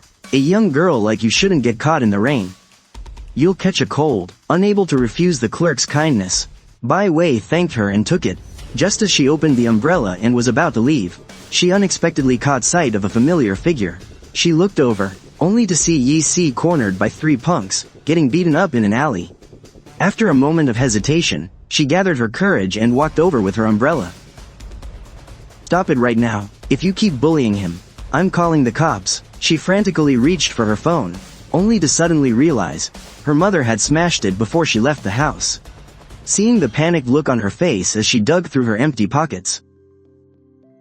Looks like you forgot your phone at home, huh? Hey, pretty lady, we'll stop beating him up if you stay and hang out with us instead. Just as the three thugs closed in on Bai Wei, Yi Si, who had been taking the beating in silence without fighting back, suddenly struggled to his feet. He shielded Bai Wei with his own body. She has nothing to do with this. Run, get out of here. Too late to run now. Seeing two of them reach for Bai Wei, the usually submissive and gentle Yi Si suddenly snapped. It's not scary when a loudmouth gets angry. When a quiet, good-natured person is pushed to the brink, the way they lose control is absolutely terrifying. Yi Si charged at the three of them like a rabid dog, taking their punches and kicks head-on. He fought back using every single part of his body as a weapon. He clamped his teeth down hard on one thug's arm, making him scream in agony. The next second, Yi Si locked onto the guy next to him and bit him viciously, too. No matter how hard they punched him, he refused to let go. He almost ripped a chunk of flesh right off the guy's arm. It wasn't until the punk fell to his knees begging for mercy that Yi Si finally released his grip. Seeing his two buddies chewed up so badly, the blonde-haired leader panicked. The tough fear the reckless, and the reckless fear the suicidal. This kid was a complete psychopath. The three of them had no choice but to throw out a weak threat before scrambling away in terror. I knew those three were carrying knives, but they only had them to act tough. They didn't have the guts to actually stab anyone. Yi Si's feral rage completely terrified them. It suddenly made sense to me.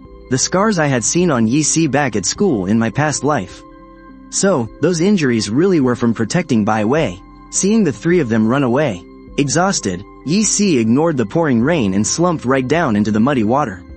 Are you okay? Thank you, we're classmates, after all. Don't mention it, you just protected me, too. Bai Wei forced a gentle smile and reached out to help him up. Yi Si looked at her outstretched hand, but minding his own mud-covered hands, he didn't take it. Instead, he pushed himself off the ground and stood up. He walked over to the trash can, picked up his dropped backpack, and unzipped the inner compartment. Only when he confirmed that the clean handkerchief was still inside did he finally let out a sigh of relief. Your umbrella is broken. Here, take mine. But this one belongs to the convenience store over there. Remember to return it when you're done, okay? If I take your umbrella, what about you? It's fine. I kind of want to walk in the rain, so I won't need it. The perceptive Yi Si sharply picked up on her unusual mood. Did something happen? It's nothing. Just family stuff. Realizing it was a family matter, Yi Si knew he shouldn't pry. But how could he just take a girl's umbrella and let her walk in the rain? Just as he hesitated, Bai Wei shoved the umbrella right into his hands and immediately plunged into the dense, dark curtain of rain. She quickly vanished from sight. Left with no other choice, Yi Si had to open the umbrella and head home. That's when it hit me. No wonder that convenience store umbrella wasn't at the crime scene. She had given it to Yi Si. Through the downpour, Besides Bai Wei walking aimlessly ahead, I spotted another figure. Lin Ranhai. He was doing his best to dodge the surveillance cameras, weaving his way through the rain. Trailing closely behind Bai Wei, since we had already interrogated Lin Ranhai, and I knew he had been stalking me, I naturally wasn't surprised. What I was most curious about right now was, what exactly happened at the crime scene? I turned to glance at the silent ghost of Bai Wei beside me, as we kept close behind the figure ahead. The past Bai Wei, who was trudging forward like a mindless zombie. The freezing rain had completely soaked through her clothes, but she seemed totally numb to it all. Wandering aimlessly, with nowhere to go. Before she knew it, she had wandered into the old district, where there were absolutely no working security cameras. Finally, she numbly stepped under an abandoned awning, just staring blankly out at the pouring rain. She just stood there, lost in a daze. Meanwhile, I stood beside the floating ghost of Bai Wei, watching everything unfold from a bird's eye view.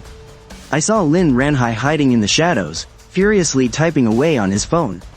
I didn't even need to look to know. He was definitely reporting Bai Wei's location to Lin Xia. It looked like Lin Xia would show up any second now. In my mind, I was already bracing myself for the inevitable clash. Next, the various people who left their mark on this rainy night began to appear, one by one. I saw Zhang Yan in a nearby parking shed, peeling an apple. He took a phone call and hurried off, casually slipping the knife back into his pocket. There truly wasn't a second knife left at the scene. A homeless man, a delivery rider, they all rushed right on by. That creepy, perverted neighbor in a raincoat sneaked into an adult toy shop. After buying a few little things, he hurried away, disappearing into the busy crowd. Meanwhile, Bai Wei just stood frozen under the awning, like a lifeless statue. The world was so big, yet she had absolutely no idea where to go. And since she didn't know where to go, her legs simply refused to move. I don't know how much time passed, but a figure in a raincoat appeared nearby. The figure wasn't tall at all. In fact, they were quite petite. While Bai Wei was lost in her own world, the figure slowly walked right up to her. The faint light was suddenly blocked, making Bai Wei look up immediately. She? I was completely stunned. I originally thought Lin Ranhai had contacted Lin Xia, but I never expected that the person showing up here would actually be Bai Wei's half-sister, Bai Yashi, the daughter of Bai Chengfeng and Lin Xia. How on earth could it be her? My mind was racing with questions. I had never even considered the possibility of this little girl showing up at the crime scene. But soon enough, bits and pieces of information about her flashed through my mind. Bai Yashi was a genius who skipped grades, which meant she had an incredibly sharp and highly mature brain. I had completely brushed her off before because of her age, but looking at it now, it's highly likely that she used her mother's name to order Lin Ranhai around to do her dirty work. But she was just a little girl. Would she really clash with Bai Wei to the point of murder? I figured, with the way you looked today, that you'd be destined to end up homeless. Bai Wei had never held any ill will toward this little sister of hers. But she knew all too well that this girl had hated her since they were kids. Still, no matter how much you hate someone, you don't chase them down in the pouring rain in the middle of the night, right? Did you come all the way out here in the middle of the night, just to say that? Of course not. I came here to make a few things crystal clear to you. Don't ever step foot in my house again. My mom and I absolutely despise you. You have your own mother over there. So why do you keep trying to steal my dad? Bai Ya Zai's eyes were filled with a venomous hatred way beyond her years. Just to say that. You felt the need to run out in the dead of night? Some things just have to be said face to face. And I need to leave you with something real, just so you don't go back on your word. Bai Yashi pulled a waterproof bag out of her raincoat pocket. I know you're homeless right now. Here is $1,000. Take it. And then, sign this agreement to cut all ties with our dad. From now on, we have absolutely nothing to do with each other. I finally understood. After learning about Bai Wei's desperate situation, Bai Yashi wanted to kick her while she was down. She was using a bit of cash to force Bai Wei into signing this ridiculous agreement. Just to buy herself some peace and quiet. The whole reason she had Lin Ranhai tailing her was to confirm that Bai Wei truly had nowhere left to turn. Looking at the agreement Bai Yashi handed her, A tragic, bitter smile crept onto Bai Wei's face. She never imagined that, even after hitting absolute rock bottom, her own flesh and blood would still come to rub salt in the wound. There is no despair quite like a completely broken heart. At this point, why would she even care about a measly $1,000? She only cared about her pitiful, remaining shred of dignity. I am not going to sign it. Bai Wei, stop living in a fantasy. Haven't you figured it out yet? Figured out what? Figured out that Dad couldn't care less about you. That he doesn't love you at all. Just look at the weather today. It is a massive rainstorm, and when you left our house, he didn't even say a single word to make you stay. Do you know what that means? It means that in his heart, you are not his daughter at all. Bai Yaxi's freezing words were like poisoned ice picks, viciously stabbing into Bai Wei's already shattered heart. That sentence, you are not his daughter at all, had gnawed at her heart like a venomous snake countless times during the days her mother was sick. But right now, in the dead of this stormy night, alone on the streets where the whole world had abandoned her, coming from her own flesh and blood sister, declared with the cruel stance of a victor, Bai Wei felt as if a tightly wound string deep in her mind finally snapped with a crack. Completely broke, all of her previous despair instantly swallowed her up like a suffocating fog. The bitter cold of being shut out by her mother, the sheer numbness of having nowhere to go, and the dull, aching pain of her father's cold indifference. It was the sound of a heartbreaking. Deep down, Bai Wei already knew all of this, but for this deeply shattered family, she still clung to a tiny, stubborn glimmer of hope. The only thing that kept her going to see her father was that last, faint spark deep within her soul that just refused to die out. However, Bai Yaxi's vicious words, along with that glaring family severance agreement, were like a pair of ruthless hands, violently crushing that last little spark. Deep into the cold, muddy reality, the bitter smile on Bai Wei's face completely froze. She stopped fighting back, she stopped trying to explain. Any words right now felt so pale and utterly ridiculous. She could feel something deep inside her body, rapidly turning ice cold, caving in on itself. Her heart was gripped tightly by an invisible hand. A suffocating numbness and biting cold spread through her entire body. The strength holding her up was instantly completely drained. She raised her eyes to look at Bai Yaxi's deeply calculating face, a face that looked so much like their father's. Her eyes were terrifyingly hollow. You can take the money, but I will not sign the agreement. There was no more fight left in her voice. Only an exhausting, bone-deep calmness remained. Sign it, or don't sign it. Does it even make a difference anymore? That little corner of her heart reserved for her father had already lost its final trace of warmth, just like this freezing rain. Her heart was now completely dead.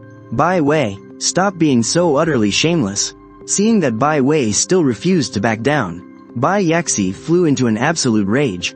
But right in that split second, a cold gleam flashed in the dark. Bai Wei actually reached into her pocket and pulled out a freezing cold fruit knife. It was the weapon she had brought from her mother's house for self-defense. In that chilling moment, not only was Bai Yaxi scared stiff, even Lin Ranhai, who was hiding in the dark nearby, gasped in absolute shock. Bai Wei, you. What are you trying to do? There is no need to be afraid. I am not signing that agreement. If you want me to cut all ties, then you might as well just kill me. Looking at the knife in Bai Wei's hand and hearing her absolute resolve, Bai Yaxi froze, but just to be safe, she quickly snatched the knife away from Bai Wei. At least this way, she had the upper hand. Seeing her younger sister take the knife, Bai Wei simply closed her eyes and spread her arms wide open, looking entirely at her mercy. But at the end of the day, Bai Yaxi was just a little girl. How could she actually dare to kill someone? After waiting for a few seconds, seeing no reaction from Bai Yaxi, Bai Wei suddenly gave her a chilling smile. Since you won't do it, then our ties will never be severed. Suit yourself. With that said, Bai Wei turned around and walked away. Spending even one more second with her sister would only remind her of their father's cruelty. Right now, she was merely using the most powerless method she had, just to provoke this arrogant little sister. Gripping the knife tightly in her hand, Bai Yaxi stared at Bai Wei's retreating back. That cold, mocking smile from before she left kept flashing through her mind. She was clearly just a homeless loser. What right did she have to smile at her like that? What gave her the right? A sudden burst of nameless rage flared up in Bai Yaxi's chest. Clutching the knife, she quickly went after Bai Wei. Soon, the two of them walked into a dark, dead-end alleyway, completely hidden from the streetlights. Bai Wei, you stop right there. Bai Wei completely ignored her, which only made Bai Yaxi even more furious. She sprinted forward and grabbed a handful of Bai Wei's clothes. She forcefully yanked her around. The violent pull instantly tore Bai Wei's soaked shirt into a messy state. Boiling with anger, Bai Yaxi blocked her path. Standing in the dark pouring rain, Bai Wei blankly stared at the enraged sister. Right in front of her. Suddenly, she reached out, grabbed Bai Yaxi's wrist that was holding the knife, and ruthlessly dragged the sharp blade right up against her own neck. Have you made up your mind? If you have, then just do it. Freezing rain smashed against the back of Bai Yaxi's hand, sliding down the edge of the blade. Bai Wei's icy fingers forcefully clamped over her hand, pressing the sharp steel deathly close to her own fragile carotid artery. Those eyes, which used to hold thousands of emotions, were now left with nothing but dead silence. They stared hollowly through the curtain of rain into the void, as if waiting for the final verdict. Don't force me, I am just leaving the choice up to you. If you won't choose, then just go home. The rain is so heavy. Bai Wei's almost caring words sounded like the ultimate mockery to Bai Yaxi. What she wanted to see was Bai Wei looking pathetic and submissive. Not this condescending kind of calmness. Just as Bai Yaxi was being pushed to the brink of collapse by this immense psychological pressure, the knife nearly slipping from her grasp. A dark shadow suddenly rushed out from the hidden canopy. It was Lin Ranhai. He had been hiding in the dark this whole time. Because it was so dark, he could only faintly see a cold blade pressed against a throat. In his panic, he assumed that Bai Wei, this dangerous person, was holding his precious niece hostage. Bai Yaxi didn't even have a single second to think. Lin Ranhai dashed out like a startled wild dog. His goal was crystal clear. Grab that knife and pull Bai Yaxi away. But he never in a million years expected that his sudden rush would be the final straw that broke the camel's back. Bai Yaxi, who was already on the verge of a total breakdown, shrieked in terror at the sudden dark figure, instinctively fighting with all his might to break free from Bai Wei's grip. And the second that dark figure lunged, Bai Wei's body instinctively braced in a slight defensive reaction. Right at the exact moment Bai Yaxi violently yanked his hand free, the wet road slipped. To steady herself, Bai Wei almost subconsciously stumbled forward, right toward Bai Yaxi. A fatal chain reaction had begun. In extreme panic, Bai Yaxi struggled forcefully, lost his balance, and instinctively pulled his hands tightly inward, desperately trying to grab onto something. But he was still holding the knife in one hand. Bai Wei fell forward from the slippery ground. Lin Ranhai lunged over, grabbing at the knife-wielding hand with everything he had. The force of all three people instantly collided. That sharp fruit knife traced an impossibly quick arc in the darkness. Squelch, a soft, dull tearing sound, swallowed by the pouring rain. Time seemed to completely freeze. Lin Ranhai's hand finally clamped down hard on Bai Yaxi's wrist holding the knife handle.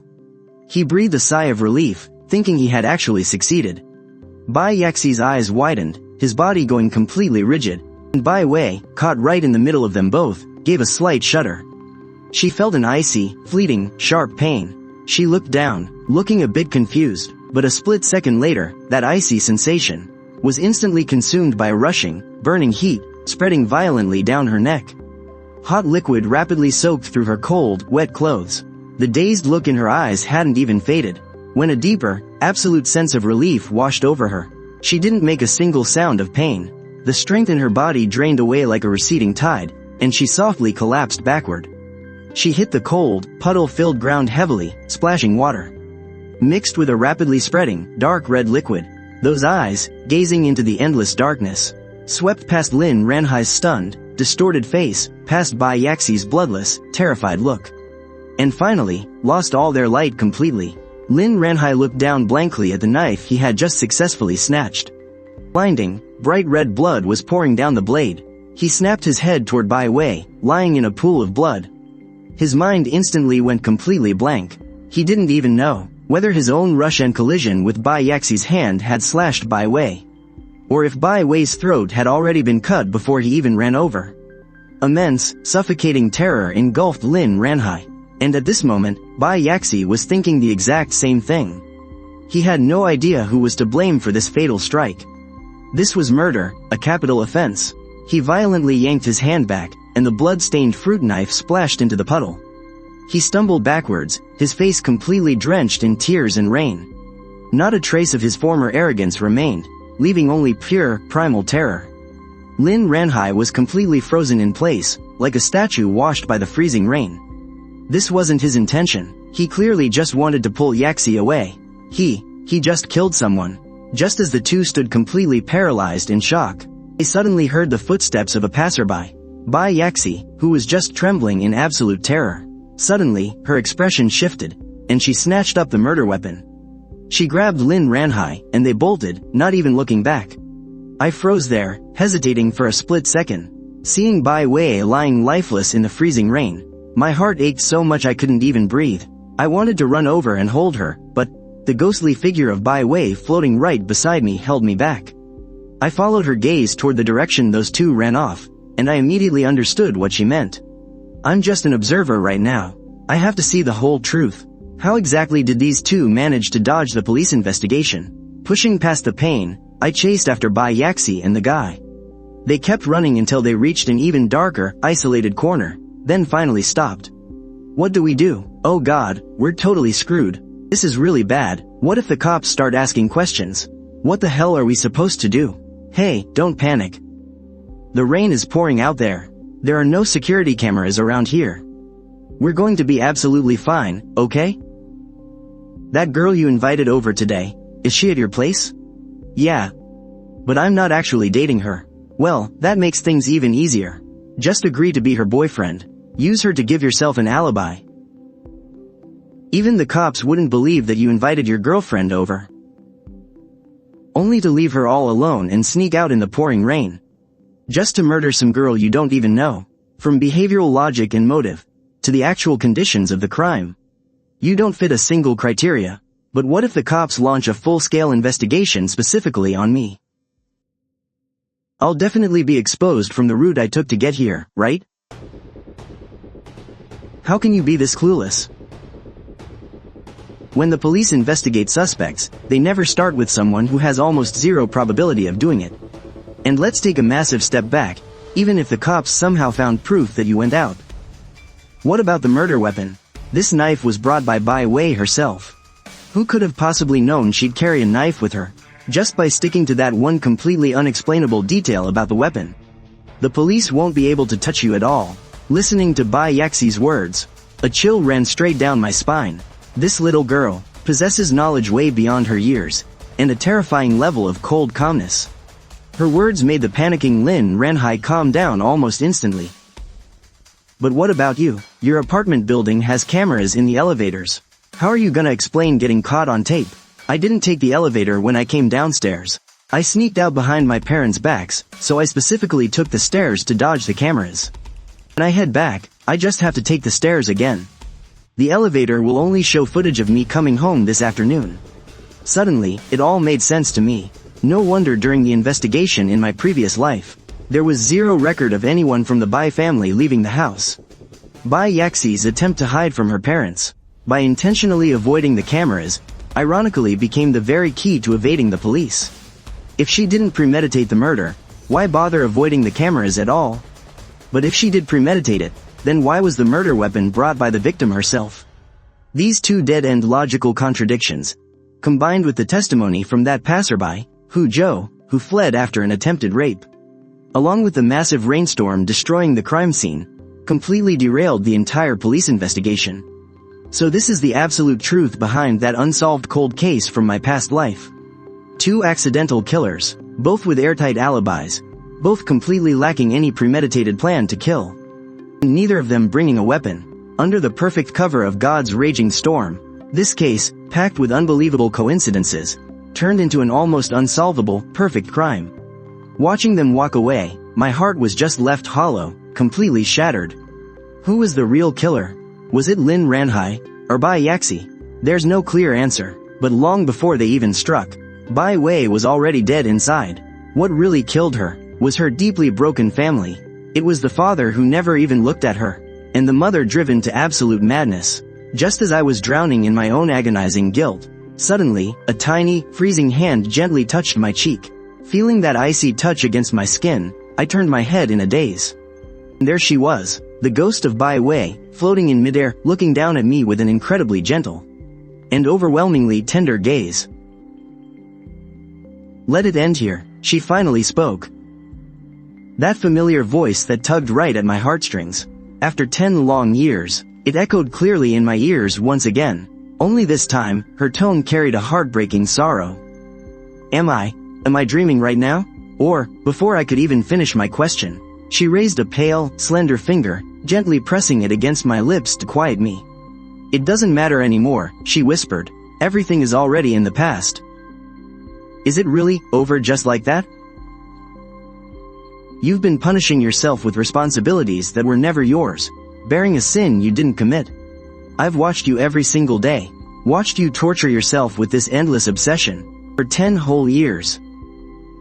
It's time to finally let it go. You've uncovered everything you needed to find.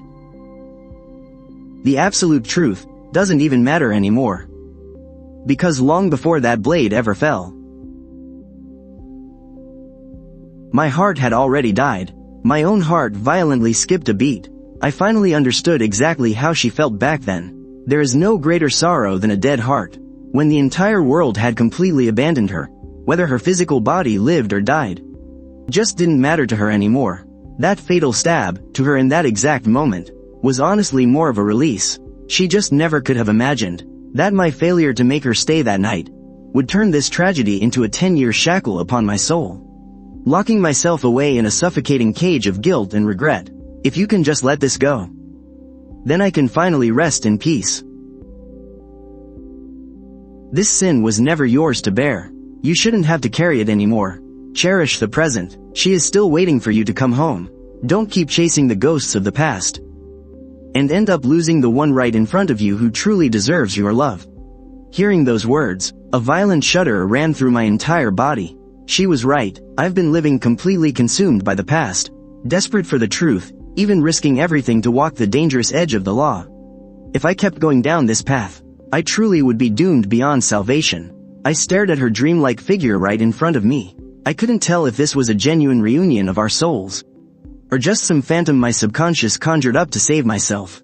But honestly, real or fake, I had to give her a promise so she could finally fade away in peace. I understand now, I whispered. Everything is finally settled. You can rest easy now. I promise, I won't live in the past anymore. Hearing my solemn vow, Bai Wei finally broke into a genuinely joyful and completely relieved smile. The very next moment, the freezing, rainy night around me began to twist and completely fade away. When I jolted awake, it's already the next morning. The pouring rain had long since stopped. The bright sun hung high in the freshly washed sky. After being passed out all night, the moment I woke up, I felt the heavy clouds in my heart completely clear away. The storm had passed, the sky was bright, and everything around me looked so incredibly clear. I looked around, only to realize I was still lying on the roof of that unfinished building from last night. There were damp puddles all around me, but surprisingly, my clothes felt somewhat dry. I didn't know if the strong winds up here had dried them out, or if it was some kind of unexplainable miracle. I stood up and gazed out at Zhangcheng, bathed in the morning sunlight. Whether it was just a dream or reality, I'll just accept it. Thanks to that bizarre dream last night, everything from my past life finally made perfect sense.